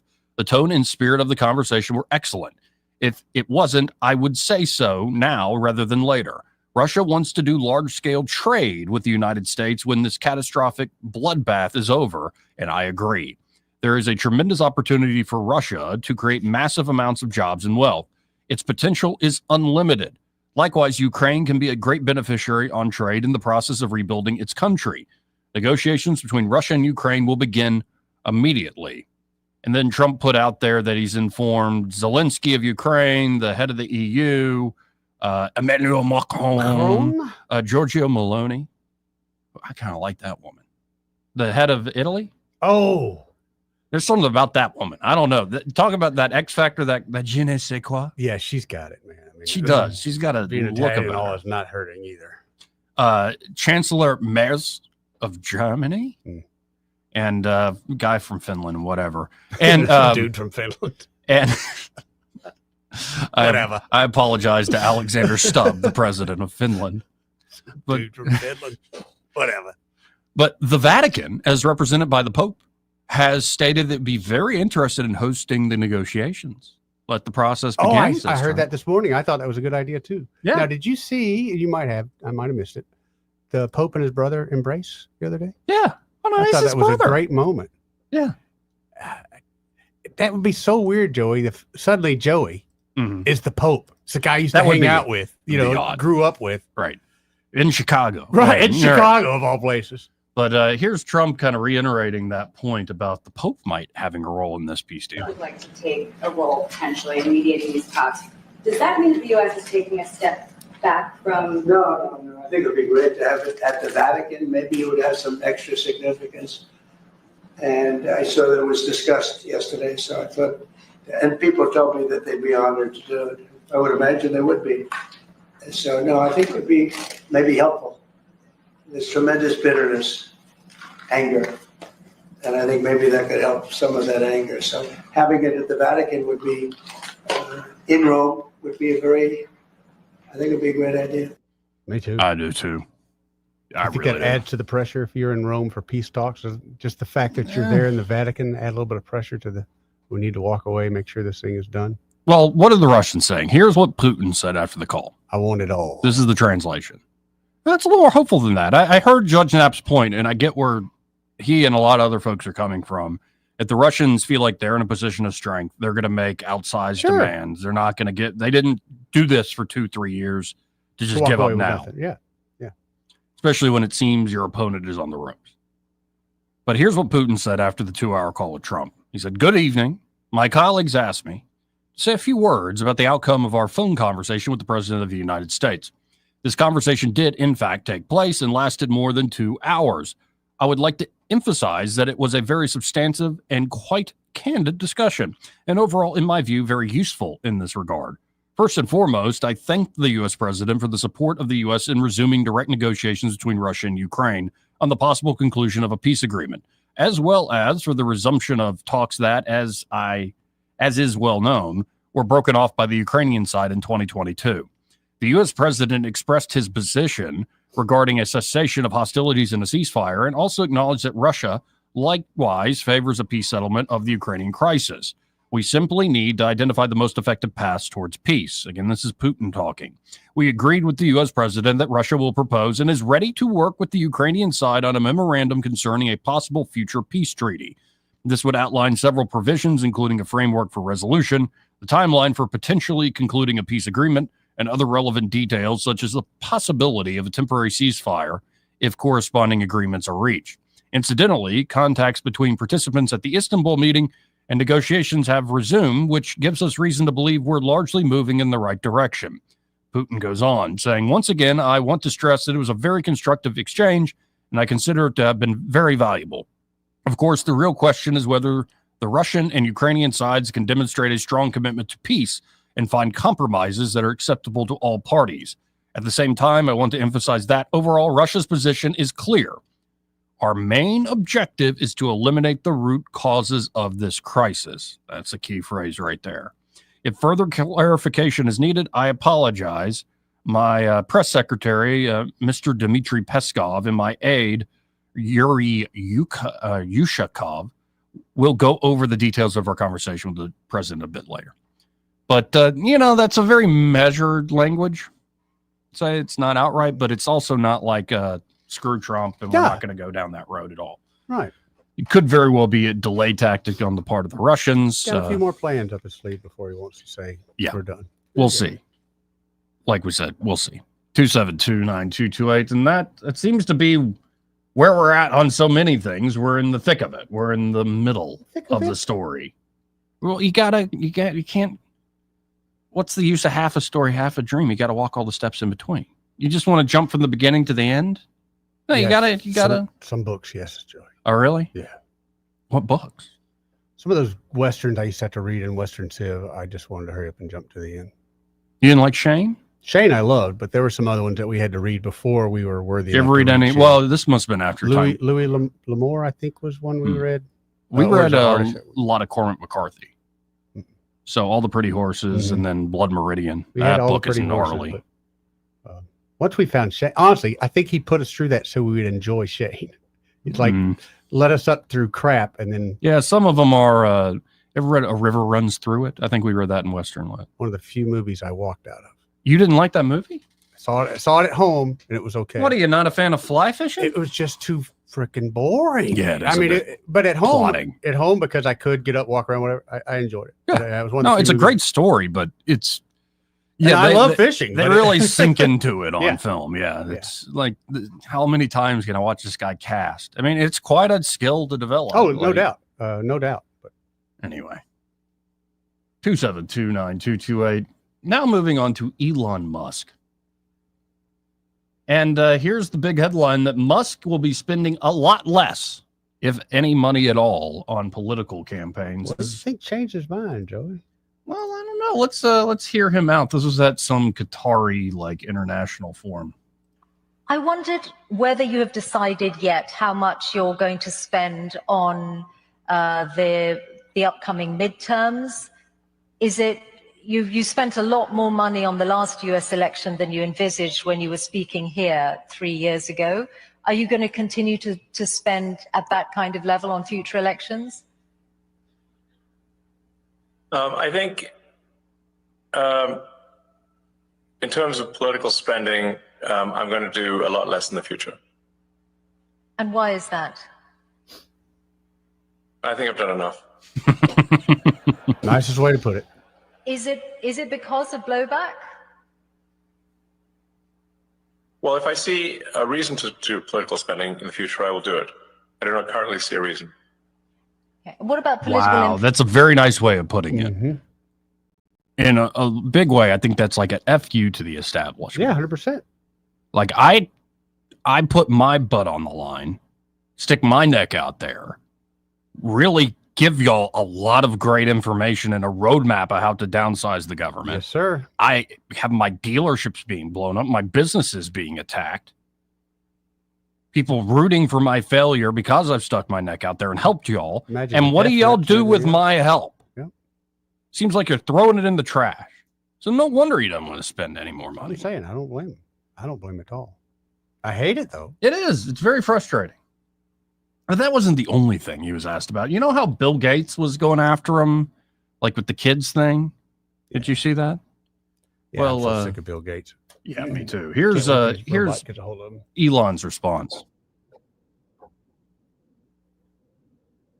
Aid and the comments that Bill Gates made the other day, and I know that you called him. Yeah, he's a huge liar. I know you've said that already. I wondered. Yeah, Bill Gates said by cutting USAID, you're killing children. Yeah. Also, and I'm just. Who does Bill Gates think he is to make comments about the welfare of children, given that he frequented Jeffrey Epstein? Yep. Okay. Well, he said he regrets those, and I wouldn't he spent a lot of his own money on philanthropy around the world over the years. My question to you is: have you looked at the data to check if he might be right that the cuts to USAID might cost millions of lives? Yes. I'd like him to show us any evidence whatsoever that is. And I don't know if you caught it, but he said, I wouldn't let him babysit my kids. Nope. So you got billionaires mouthing off at rich monarchies in the Middle East. Ah, goodness gracious. Doesn't Gates want less people in the world anyway? Isn't that one of his big things that he wants? He wants less people. Yeah. Why would you? I just. Yeah. Yeah. But, the mention of USAID, there is some theater going on at Capitol Hill. That continues. Theater. And Marco Rubio apparently gets into it. Apparently, Senator Van Hollen, the guy that visited Abreu Garcia and drank a margarita with him? Yep. I know the guy you're talking about. He used his entire 7 minutes of time to just lambast Marco Rubio that you're the worst Secretary of State and you're cutting all this funding and you're deporting people, all this stuff. You're working with tyrants and dictators. And, well, here's the aftermath of that, where the chairman of the committee is trying to give the Secretary of State a little time to respond to that huge harangue. Let's listen in on this, see what's going down on Capitol Hill today. You may. I didn't ask Senator. questions. Please let the secretary. I'd be happy to, but then I can respond to his. Your time's up, Senator, and willfully used, I might add. Well- Your remarks do not represent the view of this committee. Well, Mr. Secretary, please. Well, I'd like to. I can't respond to everything he said because much of these are untrue, but I'll go through a few. First of all, I'm actually very proud of the work we've done with USAID. For example, I don't regret cutting $10 million for male circumcisions in Mozambique. I don't know how that makes us stronger and more prosperous as a nation. I don't regret psychosocial support services. I raised USAID. Sudan, Mr. Secretary. Can I respond? Senator, I'd ask you to suspend. You had 7 straight minutes. I chose to use my time that way, Mr. Chairman. That's my right to Please use my suspend time that way. Secretary Rubio. Well, I can go on. I mean, there's other things here. We spent $227,000 for Big Cat's YouTube channel from USAID. We spent $14 million for social cohesion in Mali, whatever the hell that means. So I can go on and on. I got the list here, and there's more. I didn't even bring the whole list. In the case of El Salvador, absolutely. Absolutely. We deported gang members, including the one you had a margarita with. And that guy is a human trafficker, and that guy is a gangbanger, and the evidence is going to be clear. In the days to come, you're going to see who you went to look, defend. I'm sorry, Mr. Chairman. Secretary Rubio has the floor. Mr. Chairman, he can't make unsubstantiated Senator, comments like that. Secretary Rubio has the floor. You had Secretary your time. Rubio should take that testimony to the federal court of the Senator, United States because Well, he hasn't done it under oath. Here's another point, okay? There is a division in our government between the federal branch and the judicial branch. No judge in the judicial branch cannot tell me or the president how to conduct foreign policy. No judge can tell me how I have to outreach to a foreign partner or what I need to say to them. And if I do reach to that foreign partner and talk to them, I have under no obligation to share that with the judiciary branch. Just like a judge cannot order me to negotiate with a foreign minister of Russia, they cannot order me to negotiate with a foreign minister or the president of El Salvador. And if I did negotiate with them, which we have responded to them, and we've told them we've had communications with the president of El Salvador, I am under no obligation under our division of powers in this country and to share with the judicial branch how I conducted diplomacy of the United States. It would actually be counterproductive. If I started sharing with courts or frankly with the media, my conversations with foreign leaders and all of their details, no foreign leader would talk to me again and we would break trust with them. Yep. So I have complied with every court order. What I won't comply with is an order to disclose what I'm saying and what we're talking about with a foreign leader, because then they won't talk to me. Diplomacy doesn't work that way. About the student visas, let me say this. I don't deport anybody and I don't snatch anybody.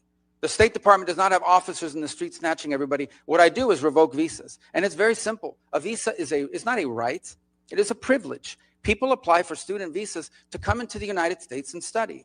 And if you tell me that you're coming to the United States to lead campus crusades, to take over libraries and try to burn down buildings and acts of violence, we're not going to give you a visa. Is that what Ms. Ostork did? We're not going to give you a visa. Is that what she did? Come on, Mr. Secretary. And every single one of these blowing cases, the smoke factors here are now. different. Senator, the bottom line is if you're Senator, coming here to stir up trouble on our campuses, we will deny you a visa. And if you Does have the a First visa Amendment and we find apply you, to we'll people revoke living it. in the United And States? we're going to do more. There are more coming. We're going to continue to revoke the visas of people who are here as guests and are disrupting our higher education facilities. People are paying money. These kids pay money to go to school, and they have to walk through a Writing an bunch of op-ed lunatics to the who are tough here on student newspapers visas. disrupting the Simple foreign as policy that. of the United I want to States. do more. I hope we can That's find more of these people. pathetic, Mr. In fact, Secretary. the other day, some guys led a riot. I forgot what university it was. And I asked, please, can you find the arrest records of all the people that were arrested at that riot at that campus? Because if any of them have a visa, we're going to revoke I it. feel so much safer. All right, when you let's, lock up people like Ms. Ostork, Mr. Secretary.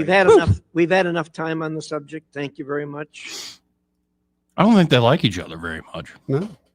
Of course, that gives a lot of daylight, right? Yep. Sure does. Hey, this part of the program brought to you by Cole Plumbing. And at Cole Plumbing, James Cole, great guy, and the team are ready to help you out with any and all of your plumbing needs. Could be everyday problems, low water pressure, maybe a clogged drain. Hey, if you do a little cap full of Drano and it solves it, good for you. Good for you. You got lucky. If that little capful doesn't work, don't pour more down there. No. What's wrong with you? You're corroding and destroying your pipes. Yep. Especially if you're doing that in the kitchen, you're going to destroy your garbage disposal. Well, especially if you've got a septic tank. That's not good. Oh, God. That's going to make a really stinky mess. Yep. Why not have the professionals there at Cole Plumbing help you out with those basic needs? Or it could be like, hey, you flush a toilet and something comes up in the shower drain. Uh-oh. Oh, not good. Or it could be you want to upgrade to a tankless water heater system or a taller, nicer toilet. Any new accessories in the kitchen or the bathroom, they can help you out there. Maybe it is time for a new garbage disposal. Mm-hmm. And of course, if you have a big old leak, they're able to solve that problem with minimal discomfort to you and your home with precision and expertise. It means they're not going to have to tear out a bunch of drywall inside your house, creating a mess, or dig up a huge hole or trench in your yard trying to find the leak there. No, again, with precision and expertise, they can get the job done. You can always make an appointment by going to coleplumbing.com or just give them a call direct. In fact, save their number in case you do have an issue, 279-8919. That's 279-8919. And just remember, folks, when you have trouble with your bowl, call on Cole, Joey. We'll be right back. Want to carry News Talk in your pocket? Download the News Talk 93.1 app from the App Store. Available on iPhone and Android. Never miss a moment. Download now. Put your foot on the brake before starting the car. Yeah, I know. Fasten your seatbelt. Whatever. Check your surroundings for safety.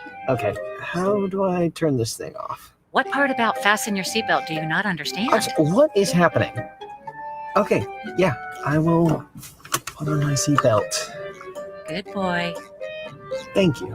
Click it or ticket, Alabama. Brought to you by Decollets.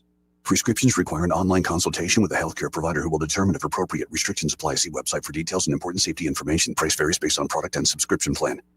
Hey guys, let's talk ED because millions of men experience it, but not everyone can access or afford treatments like Viagra. Well, Hims can help. Through Hims.com, you can get a full range of treatment options for ED, including daily or as-needed meds through a 100% online process. It all starts with an online intake form. Get started at hims.com/radio, and from there, a medical provider licensed in your state will determine if ED treatment is right for you. If prescribed, your medication is shipped to you for free.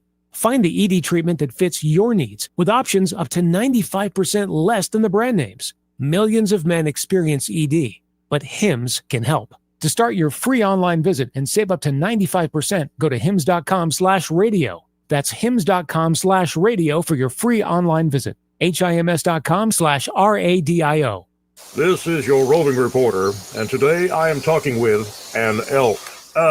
Hey man, Mr. Elk, I was just wondering, what do elk do to take care of their money? Well, like most smart folks, we call David Ernest. You mean Alabama's most favorite asset preservationist? That's him, man. We call him up at 334-279-7431 or 205-479-0839. I see. Yes, he is our preferred money man. The money man with the money plan. You've been paying attention. Well, could you give us those numbers one more time? 334-279-7431 or 205-479-0839. And I just want to try to give you a heads up, man. Oh, what's that? I'm not an elk. Not an elk, huh? Well, then, pray tell, what are you? Knights of Columbus. I am not even going to make a comment. Well, the baby liked it. Are you tired of the mainstream media's biased reporting? Do you want to stay informed on the news that really matters to you? Look no further than 1819 News. At 1819 News, we bring you the latest in Alabama news, politics, sports, culture, and more. We've assembled a team of journalists with Alabama values dedicated to the truth and the truth alone. Visit us at 1819news.com today. That's 1819news.com. Subscribe to our newsletter. Honest News, Alabama Values. This hour of news and views is brought to you by our good friends at Alabama Home Mortgage. Alabama Home Mortgage, 567-4223. Visit them on the web at myalabamahomemortgage.com. NMLS number 1586368. an equal housing lender. Rich Thomas Weather is brought to you by MPM Feed and Seed. It's time to get those gardens ready. From seeds to plants to fertilizer, MPM has what you need. Shop MPM Feed and Seed in Prattville, 1313 Highway 31 North. Open Monday through Friday, 8 to 5, Saturdays, 8 to 1. Rich Thomas Weather. Well, hi, everybody. We've got a very warm and humid forecast for today, but changes are on the way. Today, clouds will give way to some partial sunshine with a high temperature up to about 92. So a very humid day today, but then changes as a cold front approaches, bringing showers and storms to our area in the overnight hours tonight. Some of the storms could be strong, possibly severe. Tonight, slow down to about 73. I think the storms clear out by sometime Wednesday morning, followed by cooler, less humid air. Some really nice air, especially by late week. From the Blue Water Weather Center, this is Rich Thomas. Budget Floors and More is your low price leader for everything you need for flooring and DIY flooring installation supplies. For the best prices on luxury vinyl plank, carpet, ceramic tile, flooring installation supplies, and more, shop Budget Floors and More, Hunter Lane across from Del Rey to Publix. When news happens, you'll hear about it first. The River Region's most trusted voice. News Talk 93.1 FM WACV.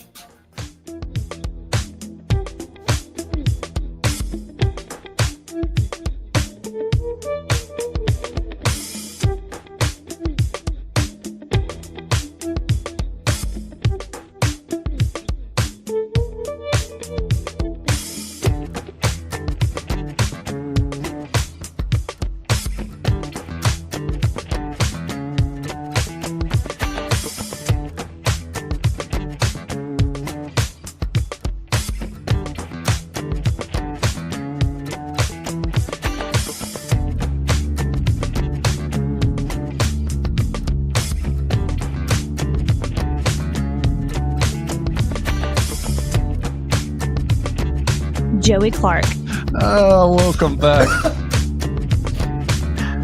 272-9228 if you want to get in on the conversation. That's 334-272-9228. Let's go to Duke. Hey, Duke, how you doing? What's going on, Mr. Joey? Oh, we're just powering through the day. Tell me something good, man, if it ain't nothing but a good lie. Tell you something good? If it ain't nothing but a good lie. There's a cool front coming through, Duke. Okay. I promise you. I heard Rich Thomas say that this morning. And as I got up this morning, it was already kind of... How many days it going to last for? 2. I think we get 2 days. Maybe through the weekend. Well, actually, I've been keeping this close to the vest, but I've built up and it's working for now, like a whole harem. And all the ladies get along. Harem of what? Women. Really? Yeah. Oh, go on there, Mr. Casanova. Go on, boy. Hey, look here, though. They don't even fight. They actually help each other. AI. I missed your call with Daniels, man. What was his response to why the Republicans He didn't call. He didn't call? No, he didn't call this morning, man. That's a little sad. Okay. Yeah, I hope everything's okay with I him. had missed the gap in between. I thought I had missed it or whatever. No, you didn't miss it. I was looking forward to talking to him, but I think something came up. Yeah. Okay. Yeah, but I just don't understand that still. That everything that Trump had been for, the Republicans in Alabama kind of get ahead of it a little bit, you know. Yeah. I don't understand that either, dude. Things. But this one right here, for some reason, they don't want to touch it, and it's for the people, man. What's funny, Duke, is, and you've brought it up before, a lot of Republicans in Alabama, when Trump was first running, they couldn't wait to tell the world how much they loved Trump and could kiss his butt in public. But look what they're doing now. Look what they're doing now. You know, they even tighten up on the transgender stuff. Everything that Trump was for, okay, they did a little number on it. And even with the voting, they stay on voting stuff for some reason, trying to tighten this up and tighten that up, but they can't tighten this up, saving people money. Yeah. Yeah. It's greed. It's So- absolute greed. What was the excuse for this thing one more time? I want to hear it one more time. Cost too much money. They know better than you. It's going to cost us $300 million out of the Education Trust Fund, Duke, and that money's for the children. Mm-hmm. How are those children doing with that money, Joey? Are we getting our money's worth? We're still going to be at the what? Are we getting our money's worth out of those kids, out of that Education Trust Fund? And is it even making money? They got any kind of interest-bearing account? I have no idea. Right. Nobody knows. And hey, Joey, and I told Eddie I ran up on Red Top. I told me and him got to get together now. We got, Mhm. see about how we can get this bill passed so he can, hook me up some of that Snoop Dogg kind of. All right. Well, again, Alabama, we seem to be going the opposite way. Can't even Yeah, get the legal man. stuff now. Oh, man, that stuff's been de facto legal for a generation or two now. There was one suburb in Auburn, super Yeah. playlistic Cadillac funky music popping in the car and like just rolling around on that warm summer day. Nice. That was a good day. Good day, That was a man. good day. It's a good summer. So this deal with the gummy bears and all that. So they passed that law. So these people got to. I know a guy that opened one of those places. So he got to take that stuff out of his store. Or what? Some is immediately illegal, like in the next month, that and then right? others it goes into full effect January 1 of 26. Yeah, I don't know all the details. I don't know literally because I don't see how the ABC can do anything with this. I think there's going to be lawsuit after lawsuit with that. But if Well, the they ultimate everything goal about is just to get it off the street, then congratulations. That's what you did. Well, they claim they want to protect the kids. What the hell this got to do with the kids? That's the a kids lie. Can't go in the store and get it anyway. They can't go in the gas station. I heard a young guy argue with a guy yesterday. He said, "You got to be 21. Got to be 21." So same rules, right? It is the same rule. Well, I think the argument is that we got a lot of folks in the state that are just stupid and irresponsible. Yeah. And so we got taking gummies out of the convenience store doesn't change it. And when I hear the politicians say that, I'm like, I agree. But have you looked in a mirror I was going lately? to say, have you? Yeah, Joey. But they say it looked like candy. So But what you if got it a lot of looks like alcohol. candy? So You got a lot of alcohol. That tastes alcohol just looks like candy. water. Some you got alcohol the- looks you got like the sweet apple. tea. Mm-hmm. You got apple flavors. You got all kind of flavors of alcohol you can get. Cotton apple candy flavor vodka. moonshine. Yep. So I don't know. I guarantee it Yeah. boils down to somebody ain't getting enough of their hand lubricated with cash. Well, and also some folks around these parts, in the name of moral integrity, actually what happened is a bug crawled up their butt and died. And they've been Hey, a little Joey. ornery about it for a while. Hmm. So they try to take all the fun from everybody else. Do we drug test these Yes, folks? Anyway, Miss Jordan, let me ease this in because me and my wife going to get a little bite to eat right quick. But let me ease this in right quick. Damn, boy, I had the brain for it. Damn, mess it up, Joey. Boy, that's what happens. The to big that- setup. Boy, I tell you, boy, You had the they big good setup. for you sometimes. You had the big setup and then nothing. Yeah. Wait, are you getting old? I got no boy. But still good, though. Season. You know how it is, old whiskey. See, we talking about whiskey. I'm seasoned like that good whiskey. That's right. That's right. Yeah, that's keep telling yourself. No, you don't know nothing about that. But, Oh, now you're playing the I can't hear you. I can't hear you, young man. Now, you know it's too far gone when he's not only calling me boy, he'll start calling me young blood. And I'm like, what are you Youngblood. doing? Yeah, young blood. Okay, Grandpa. Young whippersnapper. What that mean, man? They used to call me I that. don't even know. I don't know. I used to get called that too. That and pine root. I never understood. Pine what that- root. Yep. Nothing but a pine root. I don't. All right, man. Let me get up there for the wife. Wife rolling the eyes at me now. All right. See you, Duke. See you, Duke. 272-9228. This is part of the program brought to you by Pest Pro Services and their Pest Pro Ashley and that great team are ready to help you with any and all of your pest control needs. Yes, they will, Joe. They'll get you on a regular schedule, and it's like a monthly subscription. Right? Yep. They give me a call up, let me know when they're heading out, and then they also let me kind of give me a report on anything they found out of the ordinary. Incredibly convenient, because with me, I usually have some guests in there, so it gives me a chance to let the guests know, hey, they're coming. And stuff can crop up, like, Oh, you know, yeah. the whole house is fine, but then you go to the back shed and, like, there's a huge wasp's nest. Yep. And it's Or like, underneath the you deck know. the other day, there was a big wasp nest underneath the deck. And like big, you know, if it's like a little one, maybe you could handle it If yourself. it's got 5 or more in it, I'm not. Right. Yeah. I'm out. Then you need the pros. Yeah, I'm out. They got the equipment. They know what to do. Oh, yeah. Then, of course, they also do termite inspection and protection year Yep. round. Yep.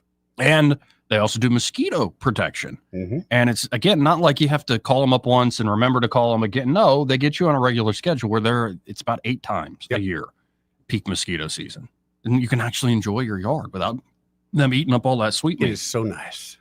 So y'all check out Pest Pro Services today. You can always go to ppsriverregion.com to learn more, or just search for Pest Pro Services on the Book of Faces, or just call them direct at 265-9990. That's 265-9990. When you want to know, call a pro.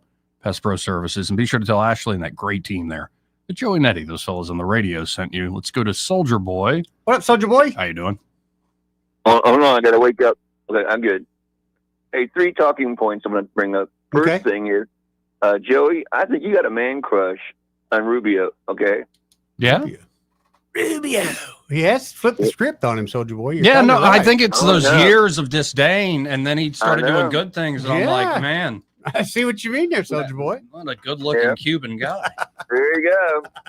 Number 2 is, you notice that the left has been talking about keeping illegal aliens here because they're producing a lot of kids and a lot of people, and they're helping with our population, which has been going down, so they say. But here's my question. You want more illegal aliens here to produce more to increase the population, but yet you support abortion. Right. What is it? Which is it? Do you want to have them, or you I want played them that dead? clip yesterday. She's every time she opens her mouth, she reveals herself to be a miserable lying witch. I mean, which is it? I mean, make your mind up. Either you want more kids from these illegal aliens, or you want to just go with the abortion route. You know what I mean? I just don't understand. Well, and you know it's such a, jip right now in this country. If it costs that much, you need all these different support systems in order to raise a kid, we're doing something wrong. Right. That people can't bring kids into this world without bankrupting themselves. We're doing something wrong. When Mr. Trump said he want to give them $2,000 if you have a kid. Yeah. Yeah, I forget what the amount is, but yeah. And of course, she means that the thing, like, you know, somebody like Katie Britt is a handmaiden of the patriarchy, Soldier Boy, according to Hillary Clinton. Miserable. You know, woman. I tell you one thing. I love that clip that I did at Saturday Night Live on Katie when she was in the apron in the kitchen. Oh, yeah, and the whole Scarlet. Well, it's not the least flattering thing in the world to have to bring in Scarlett Johansson to play you. No, that's true. Well, it was pretty good. And the third talking point I was going to bring up is I noticed one thing. You played that clip of Mr. Trump dropping some words, right? Yeah. Okay, here's the thing about it is Mr. Trump does not read very well from a teleprompter. He doesn't sell himself whatsoever. I start to fall asleep and get a blanket and a pillow, okay? Mm-hmm. But when he goes a la natural, It becomes like for NASCAR. example, I mean, look at JFK, okay? He did better off cuff too. So did Martin Luther King. So did Hitler, matter of fact, you know? They did better when they did off the cuff. But when they start to read, they kind of lose their power of their voice in their sellability to the public. Because Trump, when he talks, he goes freelance. Man, that's one thing I loved. That's one thing I loved about watching The Apprentice for. Because when he went in that boardroom and he went freelance on people, man, that was the best part of the show. Oh, and that's the real him. Yeah, I think you're right. When he does more, just shooting from the hip. Oh, yeah. And he might say a thing that the next day he'll contradict. Like, you know, when he shoots from the hip at these press conferences, like, Zelensky started the war. And he says it because he's pissed at Zelensky. Yeah. And then, of course, the next day, you're like, well, he's such a liar about everything. And I'm like, and who isn't? Like, please. Yeah. Please, So- at this level. You know, so it makes a big difference when you're. I took a couple public speaking courses when I was in college, and I noticed one thing. You start to find out who the good speakers are. Yes. Because Trump, when he reads from that teleprompter, oh my God, I'm ready to cut some Z's, baby. Well, and When I he think goes- even the best speakers, like 10 minutes should be your ceiling. Like you start No, getting into I these agree. long 30-minute Agree. speeches, and as somebody, you know, does this for a living, like, yeah, 30 minutes is a long time, man. Yes. Even if you got passion and you ethos gotta and hold people's pathos and attention. logos and all the different things you need to make a good speech hum and a good storytelling, but yeah, that's a long time. Yeah. Do you remember what Trump said about what is it called? His bill he's trying to pass. What's it called? One big beautiful bill. One big beautiful bill. You know, when he sends it to Nancy, tell Nancy just to shut up. You don't have to read it. You just need to sign up and vote on it. Remember, she used to say it all the time. She had those long, big, drawn-out bills. Oh, yeah. Oh, you don't have to know what's in it. You just gotta, vote for it and let's go. Well, So Is it going to pass, Joey? Who knows? I think man. it will. It's just going to take some more arm twisting. But right now, we're just at the House phase. I think the Senate's going to present new challenges. We'll see. Like I keep saying about so many things, we'll see. We're in the middle of it. Yep. All right, guys. Well, you have a great day. Thanks for taking my call. See you, Thanks. Soldier Boy. 272-9228. This part of the program, in fact, the entire hour, brought to you by Alabama Home Mortgage. Well, I know she's busy. Madeline and Kim Yeah, there? right now, as far as my business, and we're in the same business is coming along pretty good. Yeah. Phones ain't stopped ringing. Yeah. Yep. So if you're thinking about refinancing, or if you're thinking about buying a home, being a first-time home buyer, or you've done this multiple times, you just want the people that feel like have your back when you're negotiating with folks. These are the folks to go with, man. Madeline and Kim are the best. Especially if you're new. Yeah. They really will take the time to help educate Explain you up everything to on you. here's how the process works. Yep. And they're going to steer you in the right direction. And again, that's home purchase or refinance. Yep. And don't forget veterans. They specialize in They're the best. the VA home loan programs. And there are a lot of veterans still walking around who haven't taken advantage of these programs. Yep. So why not call up Alabama Home Mortgage today, 567-4223. That's 567-4223. Or visit them on the web at myalabamahomemortgage.com. There is a difference in mortgage companies. Let Kim and Madeline prove that to you today. NMLS number 1586368, an equal housing lender. He may not know whether he's coming or going, but whether you're going to work or coming home, Greg Budell is there. Mornings 6 till 9 and afternoons 3 till 6. Only on News Talk 93.1 FM WACV. I've been doing electrical work for 8 years, 7 years, 6 years, 23 years. I love troubleshooting. It's one of my passions. Electrical is all I do, unless my wife asks me to do something at home. Together, there's nothing that we can't figure out or accomplish. We've seen it all here at Mr. Electric. Going in with the confidence to know it doesn't matter what I'm going to run into, I'm going to figure it out, and confidently telling that customer, we got you taken care of. Mr. Electric, the power to make things better. Are you ready? Fox Wednesdays, all Gordon Ramsay. Let's go! It starts with the season premiere of MasterChef, Dynamic Duos. For the first time ever, we'll have partners in the kitchen. Then, Gordon is going deep undercover. I've got this restaurant under surveillance. His mission. There's rat droppings everywhere. Save struggling restaurants. Stop what you're doing right now. It's the premiere of Gordon Ramsay's Secret Service. Wednesday on Fox 20. Hi, I'm Jane Ray, account executive with Blue Water Broadcasting. Why should you advertise with us? Frequency sells. The more ads you can get on the air, the better the chances it will make an impact. Radio allows advertisers an inexpensive way to get their voices heard over and over again. Contact me, Jane Ray, by going to bluewaterbroadcasting.com to find out more. Blue Water Broadcasting, local folks helping local business. Home Free live in concert. Home Free and their 5 amazing voices captured the world as they mixed Nashville standards with country dip pop hits. All-vocal country band Home Free bring their tour to the MPAC in Montgomery on Saturday, June 7th. Home Free live, June 7th at Montgomery Performing Arts Center. Tickets are available now at Ticketmaster.com or mpaconline.org. For more information, visit homefreemusic.com. This hour of news and views is brought to you by our good friends at Alabama Home Mortgage. Alabama Home Mortgage, 567-4223. Visit them on the web at myalabamahomemortgage.com. NMLS number 1586368, an equal housing lender. The premier place the River Region turns to for news, weather, traffic, and opinion. News Talk 93.1 FM WACV.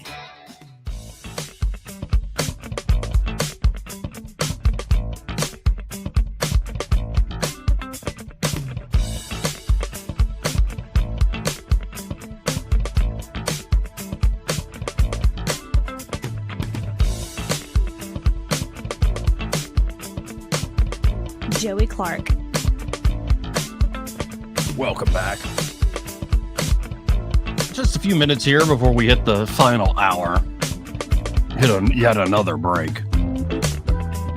Again, if you want to get in on the conversation, 272-9228. That's 334-272-9228. Now, did you see the story of the DoorDash driver who got lost and ends up on Chicago O'Hare's airport tarmac? No, but that's hysterical. Driving across several runways. Got through like all the secured locations. Just like, how do you get trying to like deliver the meal to somebody? I've got a DQ Blizzard here. How do you get on the? But there's usually gates and locks I know. around the runway part. And they screwed up so much they didn't arrest him. Oh, because how they're could like, they? How could they, Joey? yeah, because he honestly was like, I'm just trying to find it. And he's sitting there driving across the like runways and stuff. Like, what in the world is that? I don't know how much you travel, but I know many times I've been at the airport. You see a car or a truck going out there, and you're like, I'm hoping he's supposed to be there. Right. Now, have you seen the pickup services? Like right off the plane? I've seen some. Yeah, the like I saw some in Boston where it's like the Teslas like come up in the BMWs, and you just walk right off. One from the plane to there. Yeah. Yeah, but it was Chicago's O'Hare International Airport tarmac. He gets lost and ends up on the tarmac. The driver was somehow able to make it through secured areas and even crossed runways, according to CBS News. The individual reportedly drove for miles on the interior of the airport before being caught. Police say the individual was a 36-year-old man who, quote, accidentally drove into an unauthorized secured area within O'Hare Airport. The man was not charged or cited. He's probably panicking trying to get out, too. Yeah. And just, how do you get out of here? How do I get off the runway? I didn't, like, what in the world? What a screw up that is. Dude, when I lived in Alaska, this is a tragic story, but I lived in Alaska. You have ice on the runways. That's just kind of a given. So they send a guy out every so often to check the ice to make sure it's thickness or whatever. Well, a friend of mine's dad went out there. That was his job. He got hit by a DC-10, literally, while he was checking the ice on the runway. Damn. Lived, not an incredibly long life or satisfying life afterwards, but yes, he got hit by a DC-10 landing. I would rather just die. Like right there. Well, like, tell us the story. I mean, he was in a truck. The truck had lights on it and everything, and there was a series of errors that led to it, but yeah. That's no fun right there, man. It's no fun at all. No. But I wonder if this guy actually found the person he's delivering the food It's a to. GPS that's leading him. Right. And was it something like, I've got a Dairy Queen Blizzard. It's melting. I'm not going to get a good tip. Yeah. Or it's like French fries or like onion rings. They don't travel well. They don't travel well. They don't travel well. No, they don't. Some fries do. Not many, though. Five Guys fries travel well. They hold their heat a little bit longer. Yeah. They don't get quite as mushy. But with some stuff that don't travel, like crystals don't travel well, but I still like them with the little spongy bottom. Yeah. And okay. Captain D's is hit or miss. Yeah. Sometimes it travels all right. But if you wait a little long. Yeah. It's kind of like a fine line, too. Once it's gone, it's gone. Anyway. Want to hit a break? We're going to get something to eat? Nope. Broadcasting from the Riverside Chevrolet Master Control Center, this is WACV Cusana, News Talk 93.1 FM. When it's Chevy, it's Riverside. With SRN News, I'm John Scott. President Trump has implored House Republicans on Capitol Hill to drop their fights over his big tax cuts bill. It's not at all clear the package, with its sweeping tax breaks and reforms on Medicaid, food stamps, and green energy programs, has the support needed. In health news, federal health officials will no longer routinely approve annual COVID-19 shots for younger adults and children who are healthy. Companies that want to market their vaccines to those Americans will need to conduct large new studies. It's a major shift in the FDA's approach to updating vaccines that protect against the virus. It comes as Health Secretary Robert F. Kennedy Jr. continues to scrutinize the use of vaccines for a number of diseases. On Wall Street, stocks are lower, the Dow dropping 264 points. This is SRN News.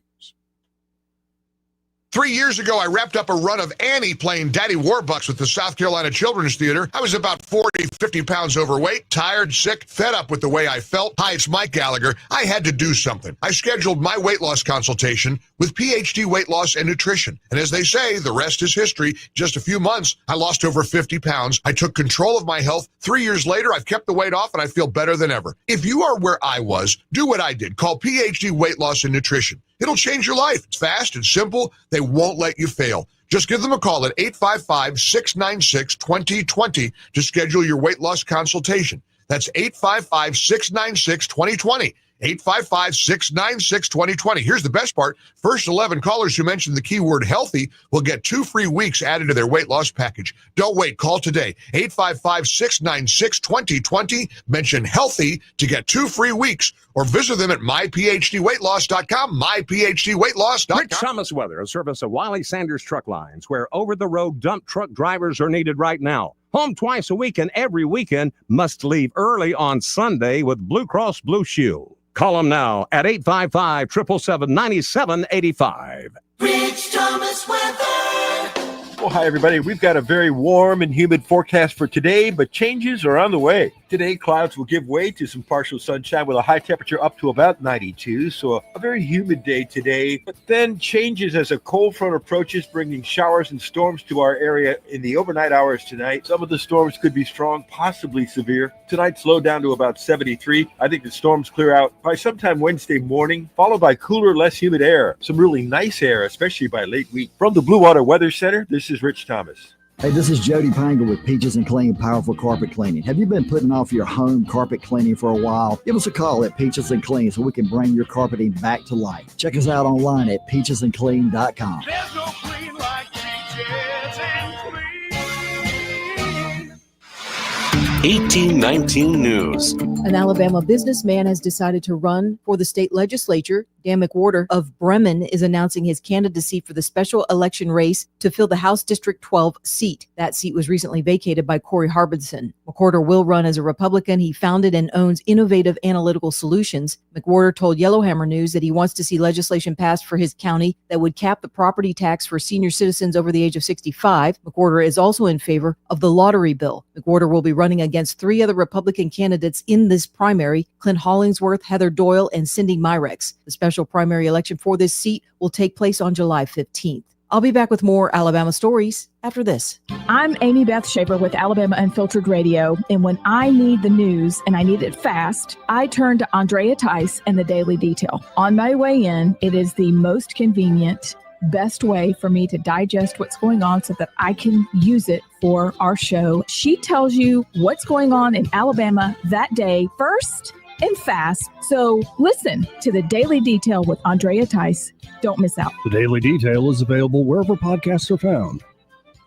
In Shelby and Jefferson counties, there was a multi-agency sting operation on May 14th. That operation led to arrests at several illicit massage parlors where prostitution and human trafficking was being conducted. The Shelby County Drug Enforcement Task Force executed 6 search warrants and uncovered illegal activity. They also identified women potentially trafficked and in the country illegally. 3 people were arrested and charged with felony promotion of prostitution. Ground has been broken in Marshall County for a new school there. $21 million will be used to build the KDS DAR Elementary School. The current building is at 123% of its capacity. I'm Andrea Tice. For more news affecting Alabamians, go to 1819news.com. And while you're there, subscribe to the daily newsletter. This hour of news and views is brought to you by our good friends at Cole Plumbing, 279-8919. Cole Plumbing is number 1 in the number 2 business. You don't have to dig a hole. They have proprietary pipelining technology. Ask them about their tankless water heaters. Remember, when you have trouble with your bowl, call on Cole. What's your biggest investment? More than likely, it's your home. So treat it that way when you hire a painting contractor. At PBS Painting, there are no gimmicks, no $99 specials. Just quality painting and someone who treats your home with the same respect that you do. At PBS Painting, we have been painting for years and look forward to many more years to come. With PBS Painting, the job gets prepped properly, whether it's cleaning, scraping, or priming. We always use quality products, which is a must for a quality paint job. So if you're looking for a painter that doesn't need upfront money and is on the job at all times, then please give me a call. Scott Bowers and PBS Painting, 294-5122. That's PBS Painting, 294-5122. Look at some of our work on Facebook at PBS Painting Montgomery. Since 1966, Alabama Sheriff's Youth Ranches has been more than just a place to stay. It's been a place to belong. For children facing hardships through no fault of their own, our ranches provide more than shelter. We offer a warm home, a loving family, and a future filled with hope. With open arms, we welcome these young hearts, giving them the love, structure, and guidance they need to heal, grow, and thrive in a warm Christian environment. Together, we can give Alabama's children the chance they deserve, a chance to dream, to succeed, and to feel truly cherished. Every donation stays within Alabama, directly impacting the lives of the children who need it most. Join us in making a difference. Visit AlabamaSheriffsYouthRanches.org. Follow us on Facebook and Instagram, and download our app from your app store. We'd be honored to have you as a part of our mission to lift up Alabama's youth. And remember this, it's easier to build boys and girls than to repair men and women.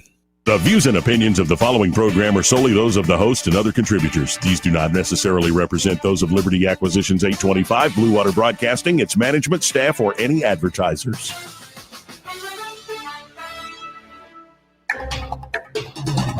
It's time for Montgomery's Conversational Radio Show. It's news and views on News Talk 93.1 FM. To join the conversation, call 272-9228.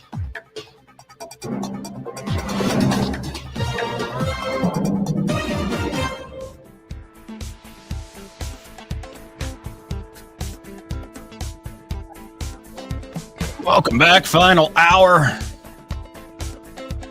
We're on a beautiful day. We're going to have clear skies for several days, according to Rich Thomas. Nice. I like that. And we got more of mine, apparently, Soldier Boy's right. My man crush, Marco Rubio. And do you remember? Kind of have flipped the script on him. Well, I have to say, I think he's actually pushing for peace. So what you're saying is, even though someone can be wrong, later on they can turn out to be right. I think somebody in the right role can shine, especially if it's a more executive role. Yeah. Where they don't have to be holding to the groupthink of whatever club they're part of. I will say he is much more vocal now. And maybe it's just because I'm agreeing with him more than before. And he was trying to do the more George W. Bush game when he first ran against Trump. That's where I really started to be like, Rubio. And of course, Trump murdered him on the debate stage. Okay, that's another thing. Let me ask you that. If you were in that Trump world and, you came at him and he just chewed you up and spit you out, do you go away or do you go, man, I got to get in that guy's good graces? No, you got to get in that guy's good graces. That's got to be tough. That's got to be a humbling, because Trump's already known. Yeah. He's owned you. So he knows you're back around there just puckered up to kiss that butt. No, if you think about it, Trump, I think, likes people that stand up for themselves. He will dog cuss you and ruin you in the moment. But if you don't go away, you just keep on trucking. I think he has a lot of respect for it. Today, he's calling Thomas Massie a grandstander and all these things. And then they'll probably be like friends or something down the line. So you never know. Yeah. You never know with Trump.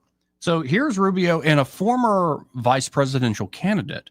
You remember who was Hillary Clinton's VP in 2016? Ooh, Joey, give me a second. Man, I'm having a total blank.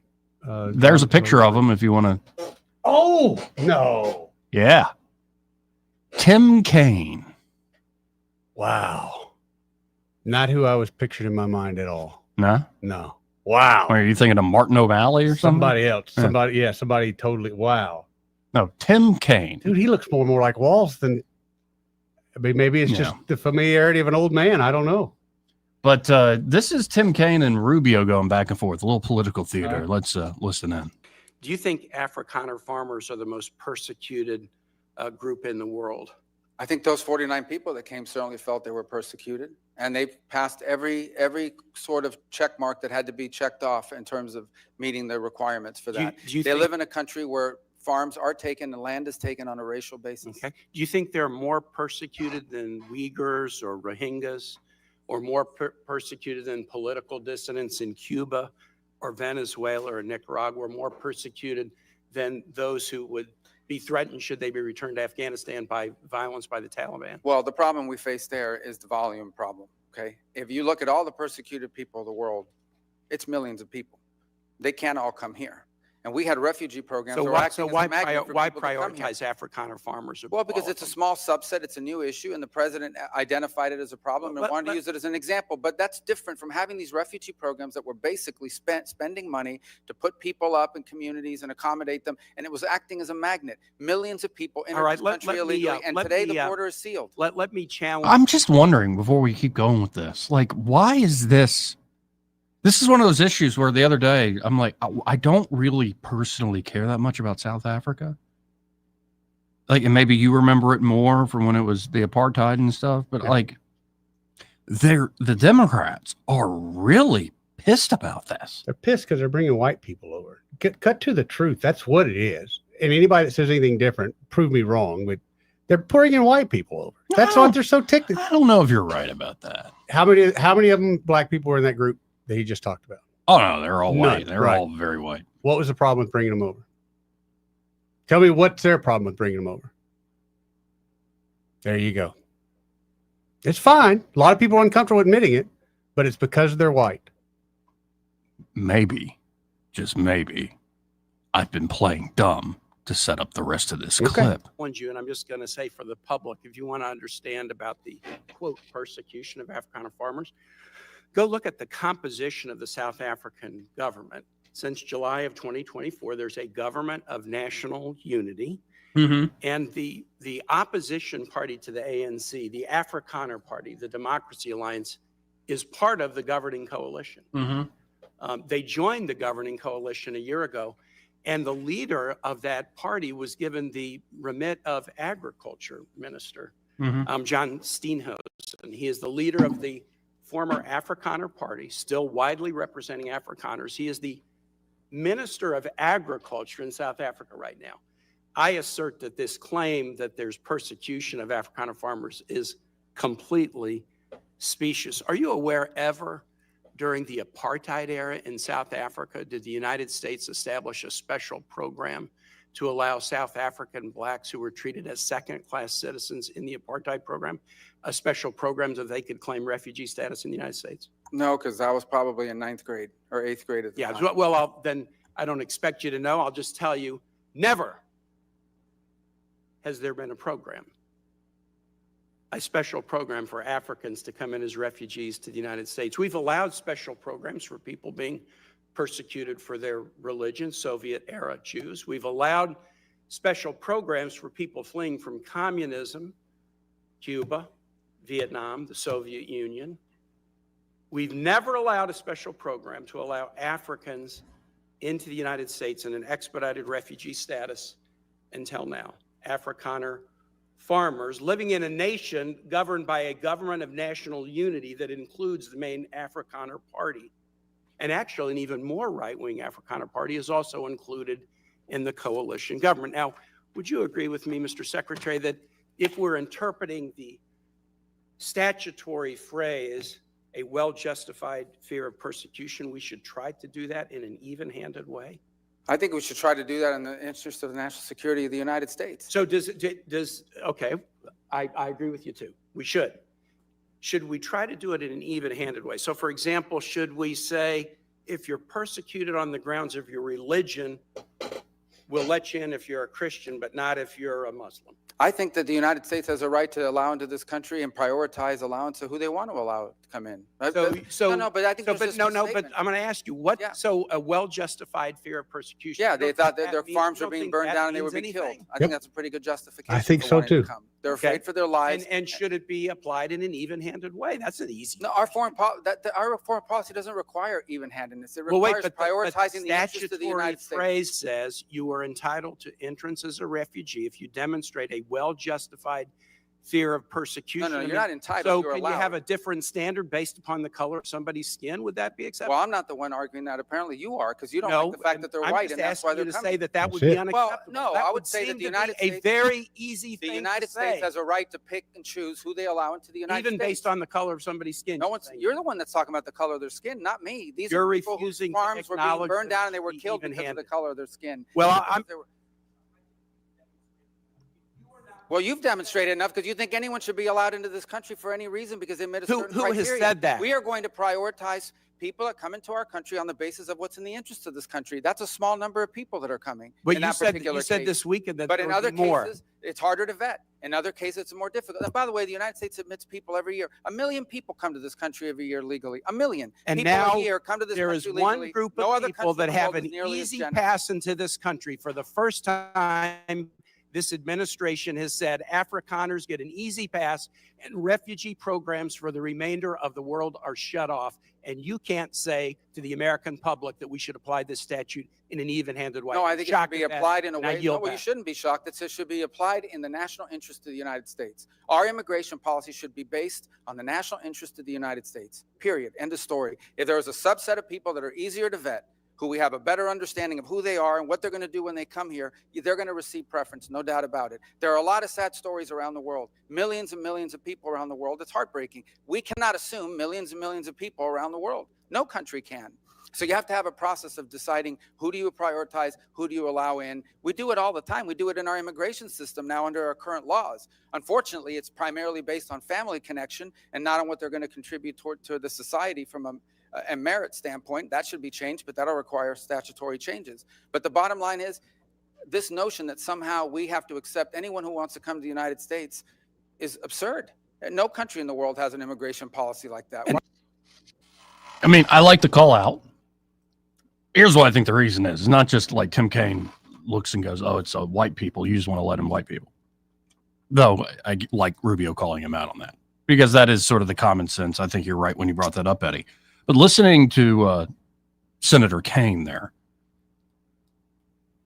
I think when you look at the example of apartheid South Africa going through the major, let's say, revolution and reforms they did to a progressive, this is a reflection of being on the right side of history and true progress.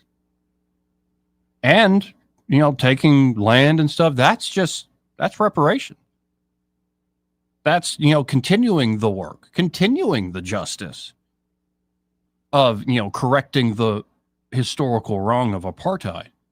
And if you ever suggest, like the Trump administration just did, bringing in those 50 people, that maybe the situation's a bit more morally complicated and that the supposedly righteous and just folks on the right side of history, in fact, also entertain much resentment to the point of violence and death and destruction, then you're undermining our moral righteousness. This is a good story. What's happening in South Africa is a good thing. And how dare you bring up that they're trying to correct these historical wrongs by saying you're persecuting people on the basis of race? That's what we're trying to correct for. That's why they're pissed. Because it suggests that, no, maybe sometimes what started as a good idea can lead to you doing very much similar things to the very folks that you claim to be evil. So you're telling me if those 49 Afrikaners were black, this would have come up? Guarantee it wouldn't have came up. Guarantee it. You let 49 white people into the United States, and this is the kind of problem you got? Don't tell me there's not a war on white people. Don't try to sell me on some BS. Well, no, and it bleeds into our country. It 100% does. The whole white privilege thing.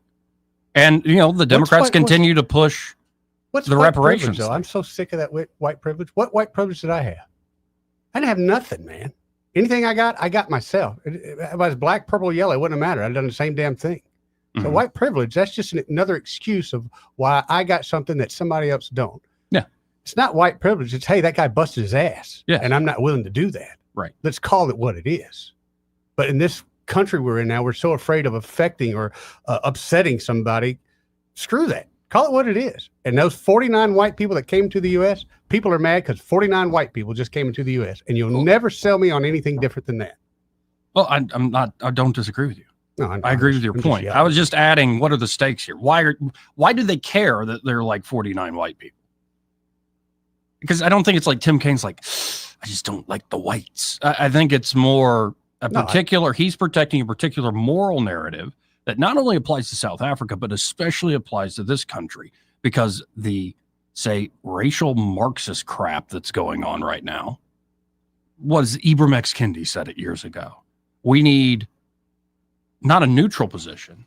We now need future discrimination to correct for past discrimination. But I don't buy into that. I don't. I will never buy into that. Yeah, nor do I. Yeah.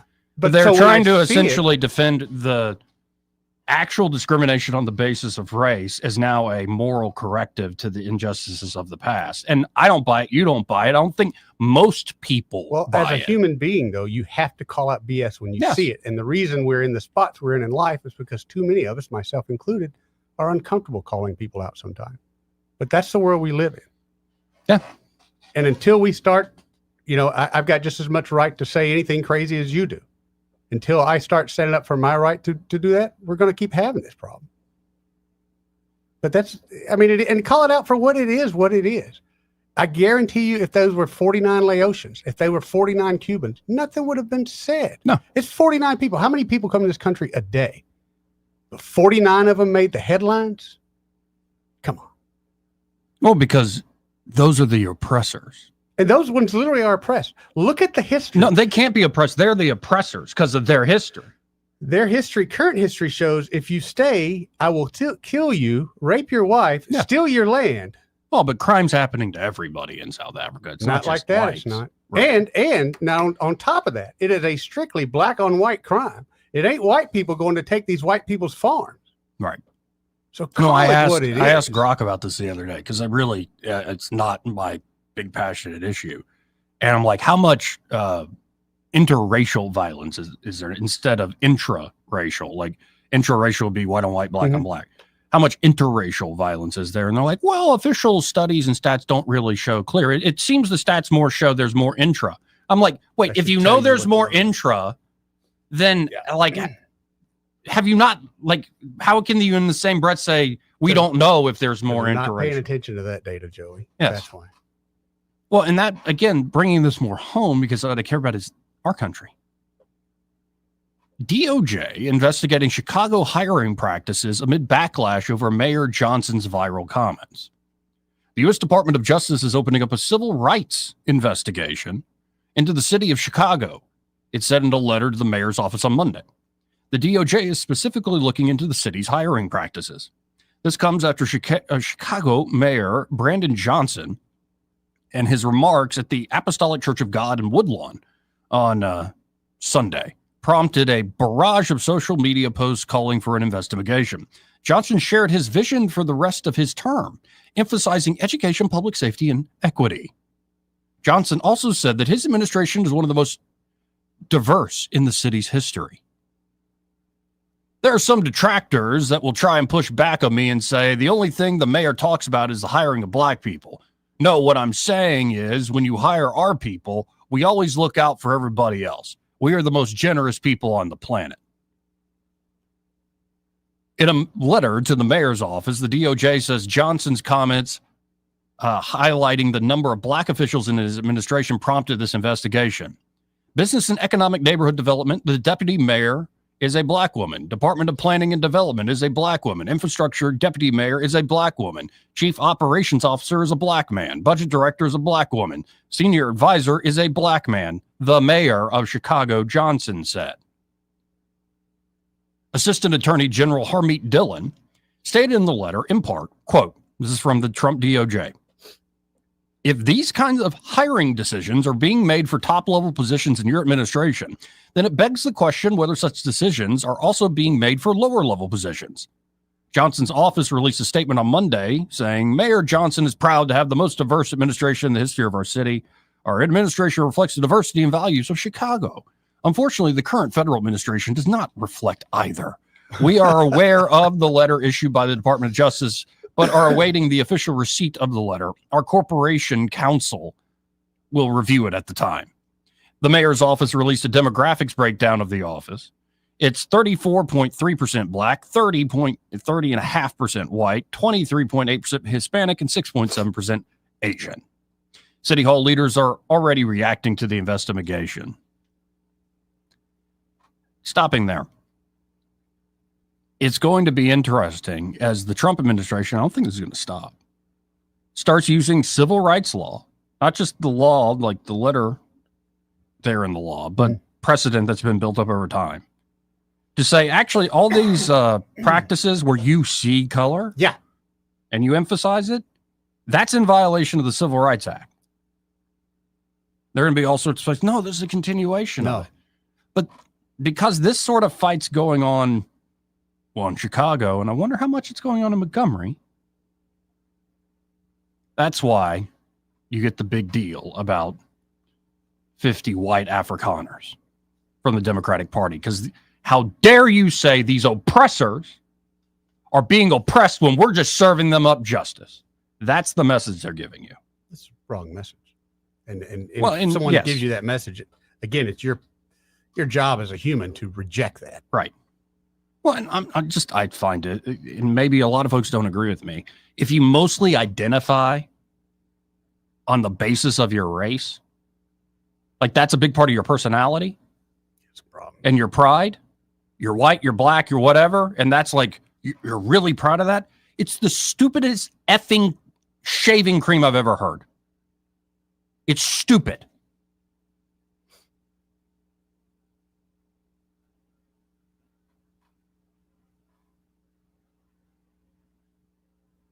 And yet, stupid seems to win a lot. A lot more than it should. Well, that's the easy thing, though. It's the easy. Like, are we just in a prison? Because it's a prison mentality.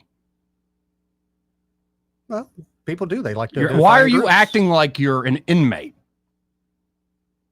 when you got the whole world ahead of you, open to you? Why is it after many great achievements, it always seems the resentment continues and follows and the work is never quite done? Maybe because people constantly confuse freedom with their power to control others. Maybe one day we'll figure out the whole freedom thing instead of the perpetual fight over who's on top. Anyway, that's why I think Tim Kaine was making a big stink about it. Or how dare you question our narrative that we're on the right side of history here? Could it be just as simple as he got an email that said, you're supposed to do this today? Your check will be there Friday. I would like to think like a guy at that level, if he was a congressman, I think if you're a senator, some of them are just dumb, but like if you're a senator, you should not need the email. You should kind of know which way the cat's jumping.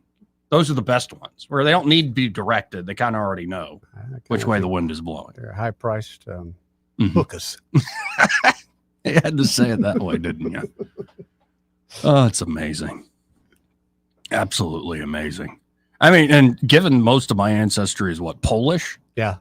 Oh, I wonder what claims I could make. Talk about generational trauma. Maybe that's why there's so much alcoholism and depression in the Polish community. Could be. Could be. Or, you know, maybe you can move on to other things and make better choices in life. That's and probably then, a better option. If you want to argue in general, the system is rigged. Oh, the system is rigged. That's cool with me. And I think it screws over a lot of people of all different races and ethnicities and background. Yep. I mean, it's and up and down the economic ladder. I think it screws rigged. Poor people. I think it screws working against everybody. And it screws a lot of rich people who are trying to do good things. If you're not one of the chosen few, then right. Yeah. I mean, it is. It's screwed up, but it is that way. Yeah. Oh, we'll see. We'll see. 272-9228. That's 334-272-9228. I mean, it couldn't be that the great victories of the civil rights movement has mutated into some resentful thing that doesn't help anybody, right? Oof. We shouldn't be saying that here in Montgomery, Alabama, the birthplace of the civil rights movement. Well, I'm sorry, it has mutated. Yep. And I'm not even talking about the whole BLM thing. No, I keep making this point. How did you go from the March from Selma to Montgomery to sex changes for kids? And you had the president, cancer-ridden, senile Joe Biden saying, yep, this whole trans thing's the civil rights issue of our time. Think we've lost the plot. How many more protected classes are you going to get? How many more aspects of humanity are you going to make a protected class to where you can't sneeze in somebody's direction because, oh, that person's old. Yep. You probably gave him the flu or something. How much more freedom are we going to give up to all be protected? Or maybe we could just have freedom and a limited government. Oh, that'd be nice. Or in many cases, no government at all. We'll be just fine. Joey. Get out of my head. Based in a mutual respect for human dignity.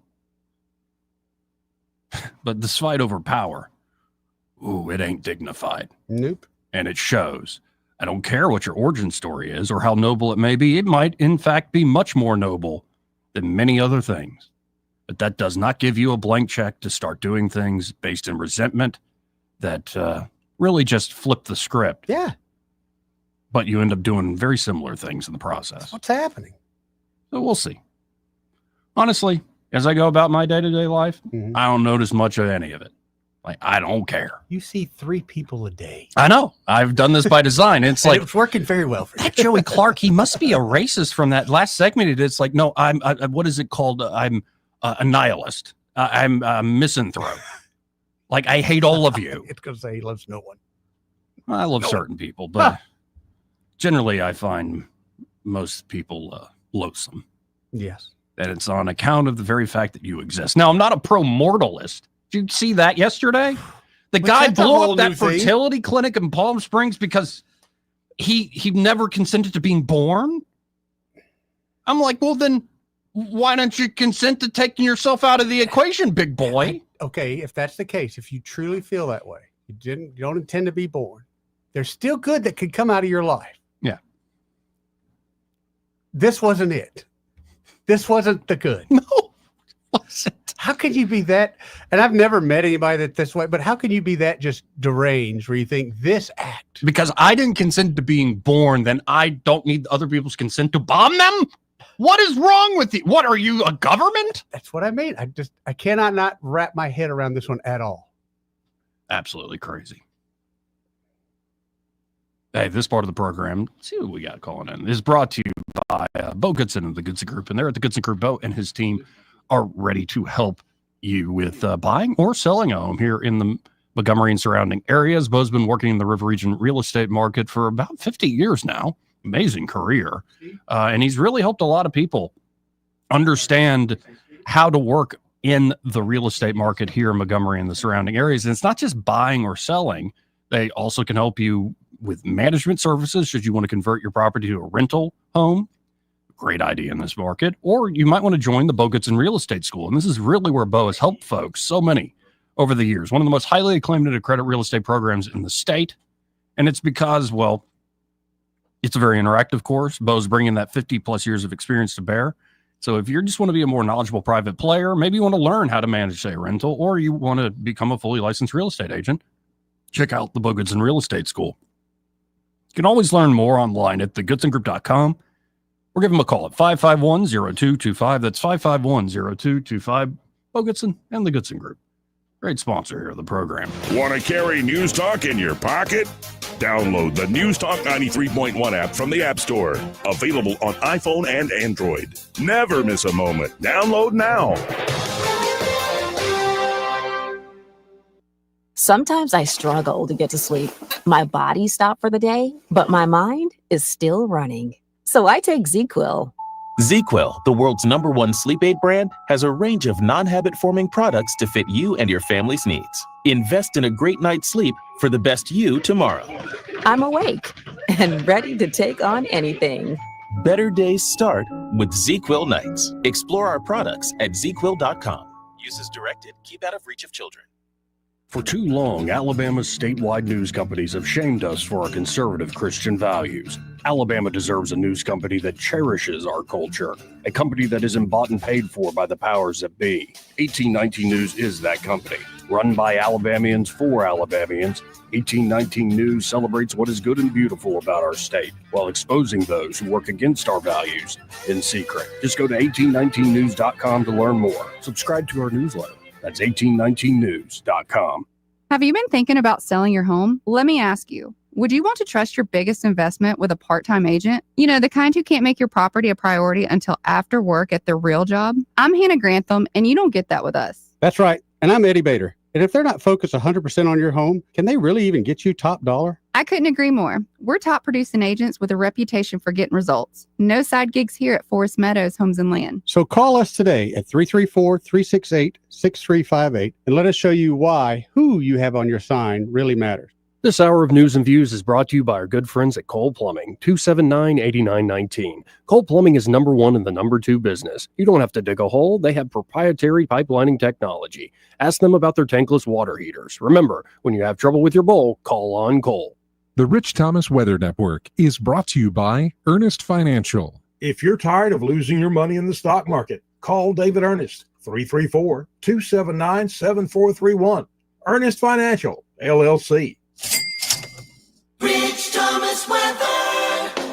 Well, hi, everybody. We'll be radar watching tonight. Big weather changes ahead as a cold front approaches. Showers and thunderstorms in the overnight hours. Some of the storms could be strong, possibly severe. I think they'll clear out in the early morning hours tomorrow morning. Low tonight down to about 73. Then gradual improvement during the day on Wednesday with a high temperature in the middle 80s. You will start to notice a much lower humidity. And by late week, highs in the low 80s, lows at night in the upper 50s, perhaps. From the Blue Water Weather Center, this is Rich Thomas. Budget Floors and More is your low price leader for everything you need for flooring and DIY flooring installation supplies. For the best prices on luxury vinyl plank, carpet, ceramic tile, flooring installation supplies, and more, shop Budget Floors and More, Hunter Lane across from Del Rey to Publix. Trustworthy, accurate, immediate. Carrying your voice across the river region. News Talk 93.1 FM WACV.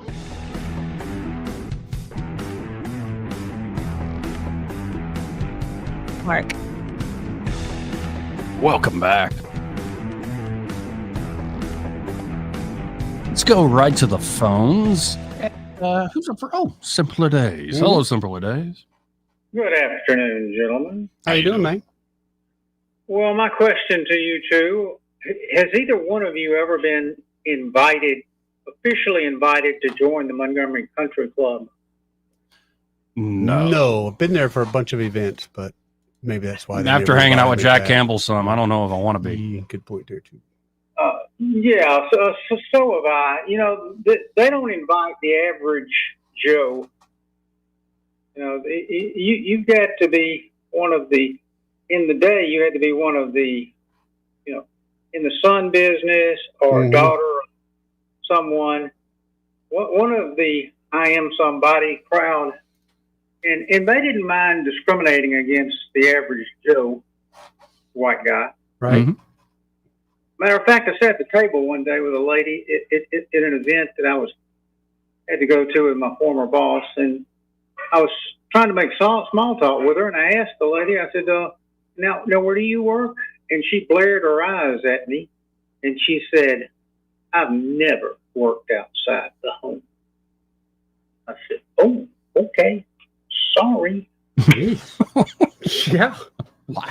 But anyway, you know, when you think you pee perfume and you were born under, you know, golden star, you have the ability to discriminate against the average Joe white guy. So, you know, it's not just one race that gets it. No, and this is the point I would make, is that there's always a ruling elite. And if the question to me is, are they quality? Are they doing good things that not only help themselves, but like help everyday people? No. Sometimes they do. Sometimes you can have good ones and bad ones.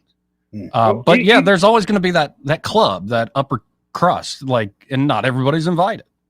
Yeah. I mean, you can go to Atlanta and there's a section of Atlanta that's really rich people of color. Mm-hmm. And I guarantee you, they don't associate with the ones down there on Peach Street. Different clientele. Right. But shifting gears real quick, did either one of you happen to catch and it's been on the news yesterday and today, but anyway, it was the story out of Fountain City, Orange County, California. And the video is very shocking. And it shows a young, sweet female police officer sitting in her cruiser, and there's this seems to be mentally deranged man who's taking his shirt off and is hollering and screaming. Well, he comes over to her cruiser, and she pulls her gun out, sticks it out of the window, which is a tactical no-no. Right. And then says, get back, I'm going to shoot you. and he grabs a hold of the gun, and you can tell she has no wrist strength, no arm strength whatsoever, and he takes the gun away from her, and she used up all 9 lives in that moment. Yeah. Then the male police officers arrived on the scene and shot him dead. I did see that. Yep.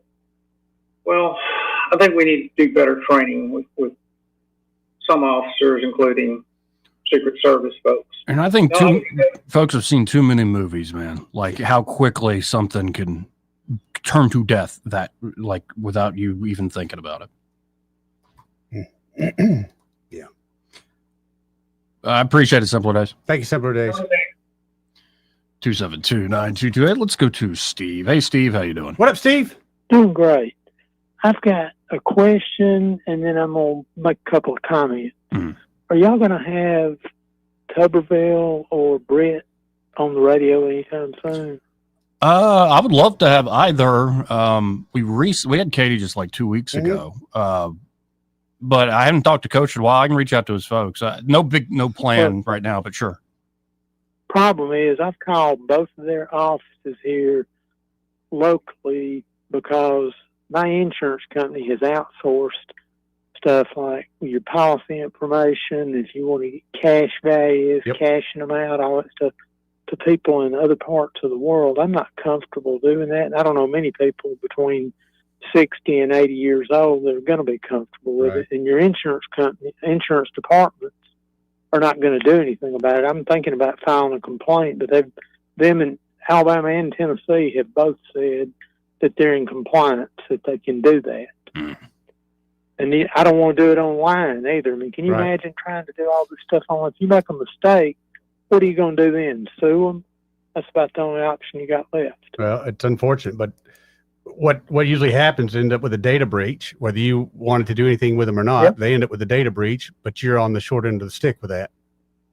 So yeah, I don't blame you at all. I've called both of them's office, and they say on the message they want to know what it's about, and they'll call you back within a day or so. Well, it's been 4 or 5 days. I hadn't heard anything from either one. Which office did you call? The local one here local. in Montgomery. Yeah, well, they've got people staffed in there. If they're not going to follow through, then they need to shut them down. There's no point in having one if you're not going to respond to people. Can't argue with that. Yeah, you're right. I was about to give you the local number, but if you've already called them, give it to me again. Maybe it's a different number than what I had. Give it to me. 334-523 7424. That's Tuberville's. 523-7420. Yep. All right. You probably, if you're local, do you still have to dial 334? No, you should be fine. Okay. Well, I'll try again because I think even a phone call from them would get me all I want to do is talk to an American agent over here to handle. Right. Yeah. These people can speak just enough English to get themselves and you in trouble. Yeah. That's the truth. I appreciate it. Thank you. Thank you. You know, I can understand his frustration. There was a place in I think it was in Prattville, apartment complex for retired folks, 55 and up. And they've been there for well over a year, but couldn't get mail delivered, even though they had the mailboxes, they had everything they could do. So several of the people, which were elderly, they went over to the mail place there in Prattville and complained, and they just kind of let them complain and didn't really do nothing about it. So I said, you know what? I'll reach out to some of these politicians that we talk to all the time. Finally heard back from one yesterday. Been exactly 3 months. But since then, the issue has been solved. So when I hear politicians say, reach out to my office, I've done it. And next time I hear one in here say it, I'm going to call them out because every single one of them I've used. Only one has ever responded. So, and I agree with him. If you ain't going to at least answer the phones, don't staff that office. Don't tease me. Yeah. Just call it what it is. Hey, this part of the program? Brought to you by Dylan Rings. I sent Greg the pin. Yeah, the bicycle pin. He texted back, pimp my ride. Oh, right. Oh, no, that Josh Ryder could get it done. No doubt he could, buddy. No doubt he could. And of course, there are Dylan rings. They have that amazing custom design work made by Josh. That really is unique, truly handcrafted stuff. He does incredible work. Yeah, he does. It'll be to your liking. They can do digital renderings where he actually creates the piece of jewelry, so it's to your liking before he actually makes the move on that. Of course, they have an amazing inventory where it's high-end pieces to that everyday jewelry. That's, not going to break the bank, but still looks good. It's pretty. Maybe you want to go out on a night on the town and you know you're going to get a little rowdy. You don't want to wear nicest jewelry. No, that way. No. But you can still get something that looks great. Still want something to bling, though. They can also help you with a spa treatment. Maybe there's a piece of jewelry you wear all the time that looks like you wear it all the time. They can make it to where it shines and shimmers like it's brand new all over again. Like they can do repairs, and you don't need to wait till something's truly broke. Like you have a loose gemstone, like certain things are starting to fray or break apart. Get by there. They can fix that before you say lose something, which would be awful. Yep. They can even do watch repairs, battery replacements, gentlemen. They do it all there. Appraisals, like you can go on and on. Check out Dylan Rings today. Just stop by 119 Brown Springs Road here in Montgomery. And be sure to tell them that Joey and Eddie, those fellas on the radio, sent you. Let's go to line 1. You're on there. Who's this? Hey, this is Pat. Hey, Pat. How are you? I'm good. I was just calling to see if you were aware or if you had any information on the city council meeting this afternoon and the issue about the museum. Yes. And who was is there a vote on whether or not the mayor will be involved in it anymore? Is that what I'm getting? I read it on 1819 News also. No, I think the idea is to actually codify a new governance agreement. So it's always been to where the city has certain responsibilities, like keeping up the grounds, the maintenance, the HVAC, all that stuff within the museum. Like it's sort of the city runs that part of it. And then another association board runs curates the collection and works with the art and the artist and whatnot. We've been in this weird limbo to where there is no governance agreement that's actually been codified. And since then, you've seen a lot of, let's say, dropping the ball, a lot less employees actually working there. There, I think, some artwork that blew up because it wasn't climate controlled. Yeah. So they're essentially going to try to force the mayor's hand at the council level saying, let's at least codify a real agreement here so we can go forward and with best practices. And this is the sort of type of agreement that's existed for, I think, like 50, 60 years. Oh, wow. And it's pretty common in this world, I've learned. Yeah, it just seems like the museum has changed a lot in the last few years to me.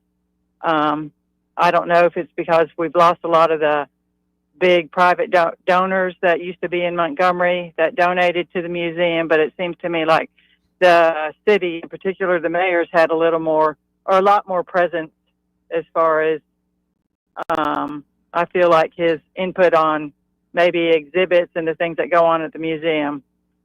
Oh, yeah. And both boards, this is an actual statement from the boards. I'm sure you read it if you read 1819, but for folks who didn't, Pat, both boards have expressed their opposition to the unilateral assumption of control by the mayor's office, but in an effort to achieve a harmonious resolution, they have refrained from publicly acknowledging this conflict while discussions have continued. And so they're not being quiet about it. The whole billboard that that he promoted, I think kind of made everything kind of come to light. But to me, I feel like it was obvious. And like I said, I do feel like there's a void because a lot of people have left Montgomery that have, they have deep pockets and they were involved in the museum and they're not here anymore. So I do feel like maybe the mayor and has kind of moved in to fill that, Yeah. I think the crux of this is this operating agreement, which should have been signed and codified. And because it's not been, it's allowed, let's say, some extra authorities for the mayor. Well, was the director of the museum not let go, or is that not what happened? So that's what may have caused this void. There was nobody in charge. I'm not sure if it's the director of the museum there, but I think, yes, you're onto something. Staffing has been miserable. Yeah. All right. Well, I hope they get this under control because it's really sad what's happened to it. Oh, and also tonight, apparently the county's going to be asking for more money for the Whitewater Park. If it was successful, they wouldn't need no more money, Joey. That's what Dick Brubaker said yesterday. Yeah. What a smart man. Yeah, well, I appreciate it, Pat. All right. Bye. That's so sad. 'Cause again, that water park's got potential, but It is sad, man. But a lot of folks over there at the Montgomery Museum of Fine Art are talking about this upcoming city council meeting tonight. If you really want to support the museum, show up at the city council meeting tonight. The Montgomery Museum of Fine Arts boards, these two boards I just described, expect for a contract we have been working on that clearly defines the working relationship between the city museum and the association board to be discussed. This public-private partnership has been in place, yes, since 1961. Wow. The two boards have been working together with the city of Montgomery with no issues since then. This is not the case at this time, so this contract will clearly define the roles and responsibilities for both boards. In simple terms, the City Museum Board is responsible for the building and its employees. The Association Board is responsible for the art collection and private fundraising. The Joint Board is encouraging all Montgomery Museum of Fine Art supporters to attend the City Council meeting and show your support for the museum. There you go. There you go. What a mess, man. Glad we don't have those kind of problems in Titus. Y'all got a Museum of Fine Art up there? We got a sign that there was a ball player from Titus. I can't remember his name, but he's got a sign.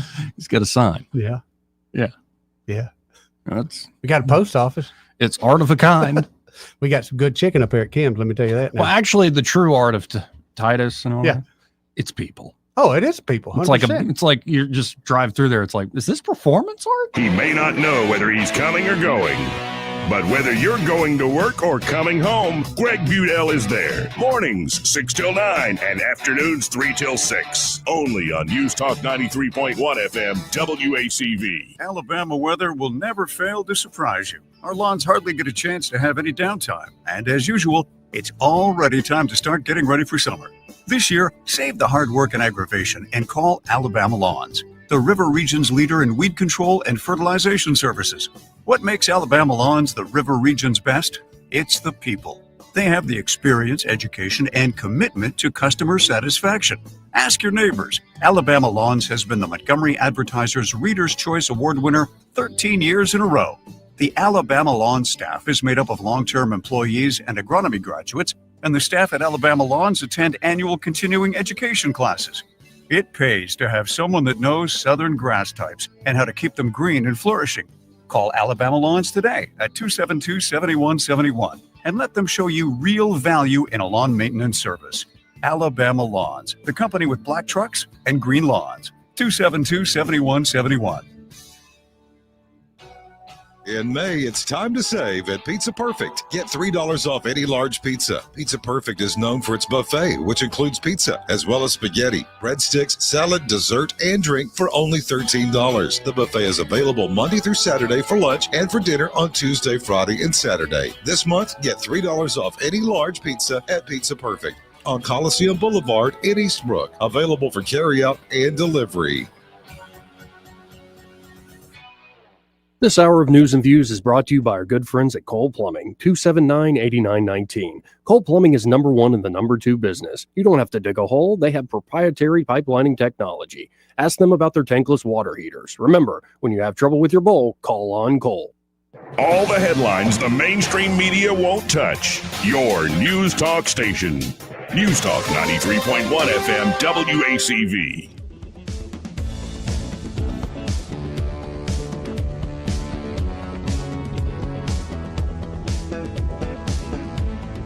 Joey Clark. Let's real quick, folks, go to the phones. Hold on, Chris. We'll get to you. Let's go to Ray Bowles from Prattville Carpet. Hey, Ray, how you doing? Man, I cannot complain. How about you guys? Hanging in here like a hair in a biscuit. I tell you, I am been running like a madman for 2 days because I'm taking off Thursday, Friday for graduation. Oh, There's nice. so many people coming in. Yeah, except for it's just trying to get everything done in 3 days instead of 5. Yep. Yeah. Have fun And with there's a that. reason I'm running like a madman, because our prices in our service is beyond compare. And if you want somebody that's just going to have focus on you from the time you walk in the store until the time we walk out of your house, call us at 285-8117 and ask for Terry. That's for Terry. 285-8117 still the number? I think that's what you just said. It is. Nice. It is. All these years later. If you want to talk to a good-looking Scottish guy, ask for Terry. If you want to talk to a bunch of bald guys, anybody else can help you.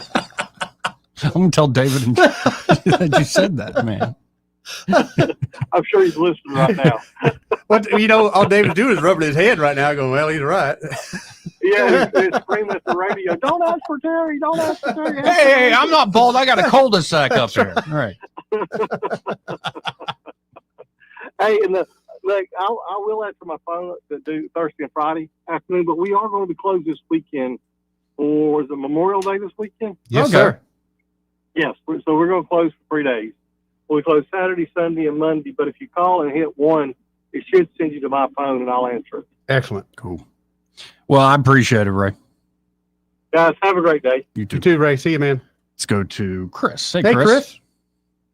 Hey, guys. Good afternoon. Good afternoon, bud. Hey, also included in the city council deal is also a $36 million West Montgomery grant that was received from, I think the Department of Transportation. And they're going to be discussing that, too. What are they doing with it? You have any idea? That's my point, man. I would watch this one like a hawk. I think the official idea is to make the entry points a little more aesthetically pleasing. How about make it pleasing for the people that live here? No, I think that I'm not joking. I'm not saying the current entry points off those exits are Just get aesthetically pleasing. rid of that one VD sign out there on 85. That would. Hey! Syphilis is a big deal. It's a silent killer. I agree, but do we need to put that on the board? Like you can see it taking hold of Friedrich Nietzsche's mind as he reads Zarathustra. Yeah. Then put him on the billboard. All right, that slut Salamag. And anyway. Yeah, so I don't know where 36 million, how you can spend that, but I would suggest to everybody is to do their own Doge and find out where that money is going to end up going. Well, and think tomorrow, I believe tomorrow we'll have Andrew Szymanski in here. Oh, I like Andrew. Yeah. Well, I tell Andrew, ask him if he's still going to talk about that occupational tax. Because if he does, I'm going to buy me a nice big old piece of property out here in Pike Road, put me some office complex out here.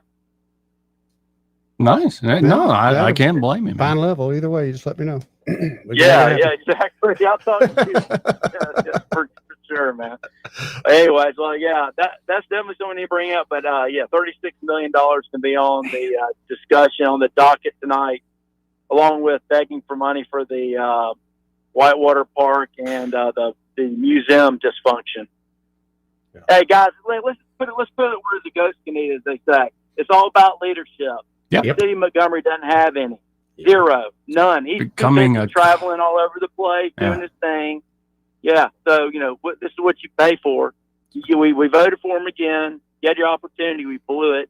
27% of y'all went out to the polls. You didn't do it. You can't gripe anymore because he's your mayor for the next, 3 years. 3 more years of it, yeah. So that's what you got to deal with, folks. Or you can run them out. They couldn't do that because Joe Biden didn't want them either. No. Nope. That was my rant. Y'all have a good one. You too, Chris. I think it's a good way to wrap things up. Yeah, it's pretty good. In fact, that might be able to help prevent syphilis. Broadcasting from the Riverside Chevrolet Master Control Center, this is WACV Cusana, News Talk 93.1 FM. When it's Chevy, it's Riverside.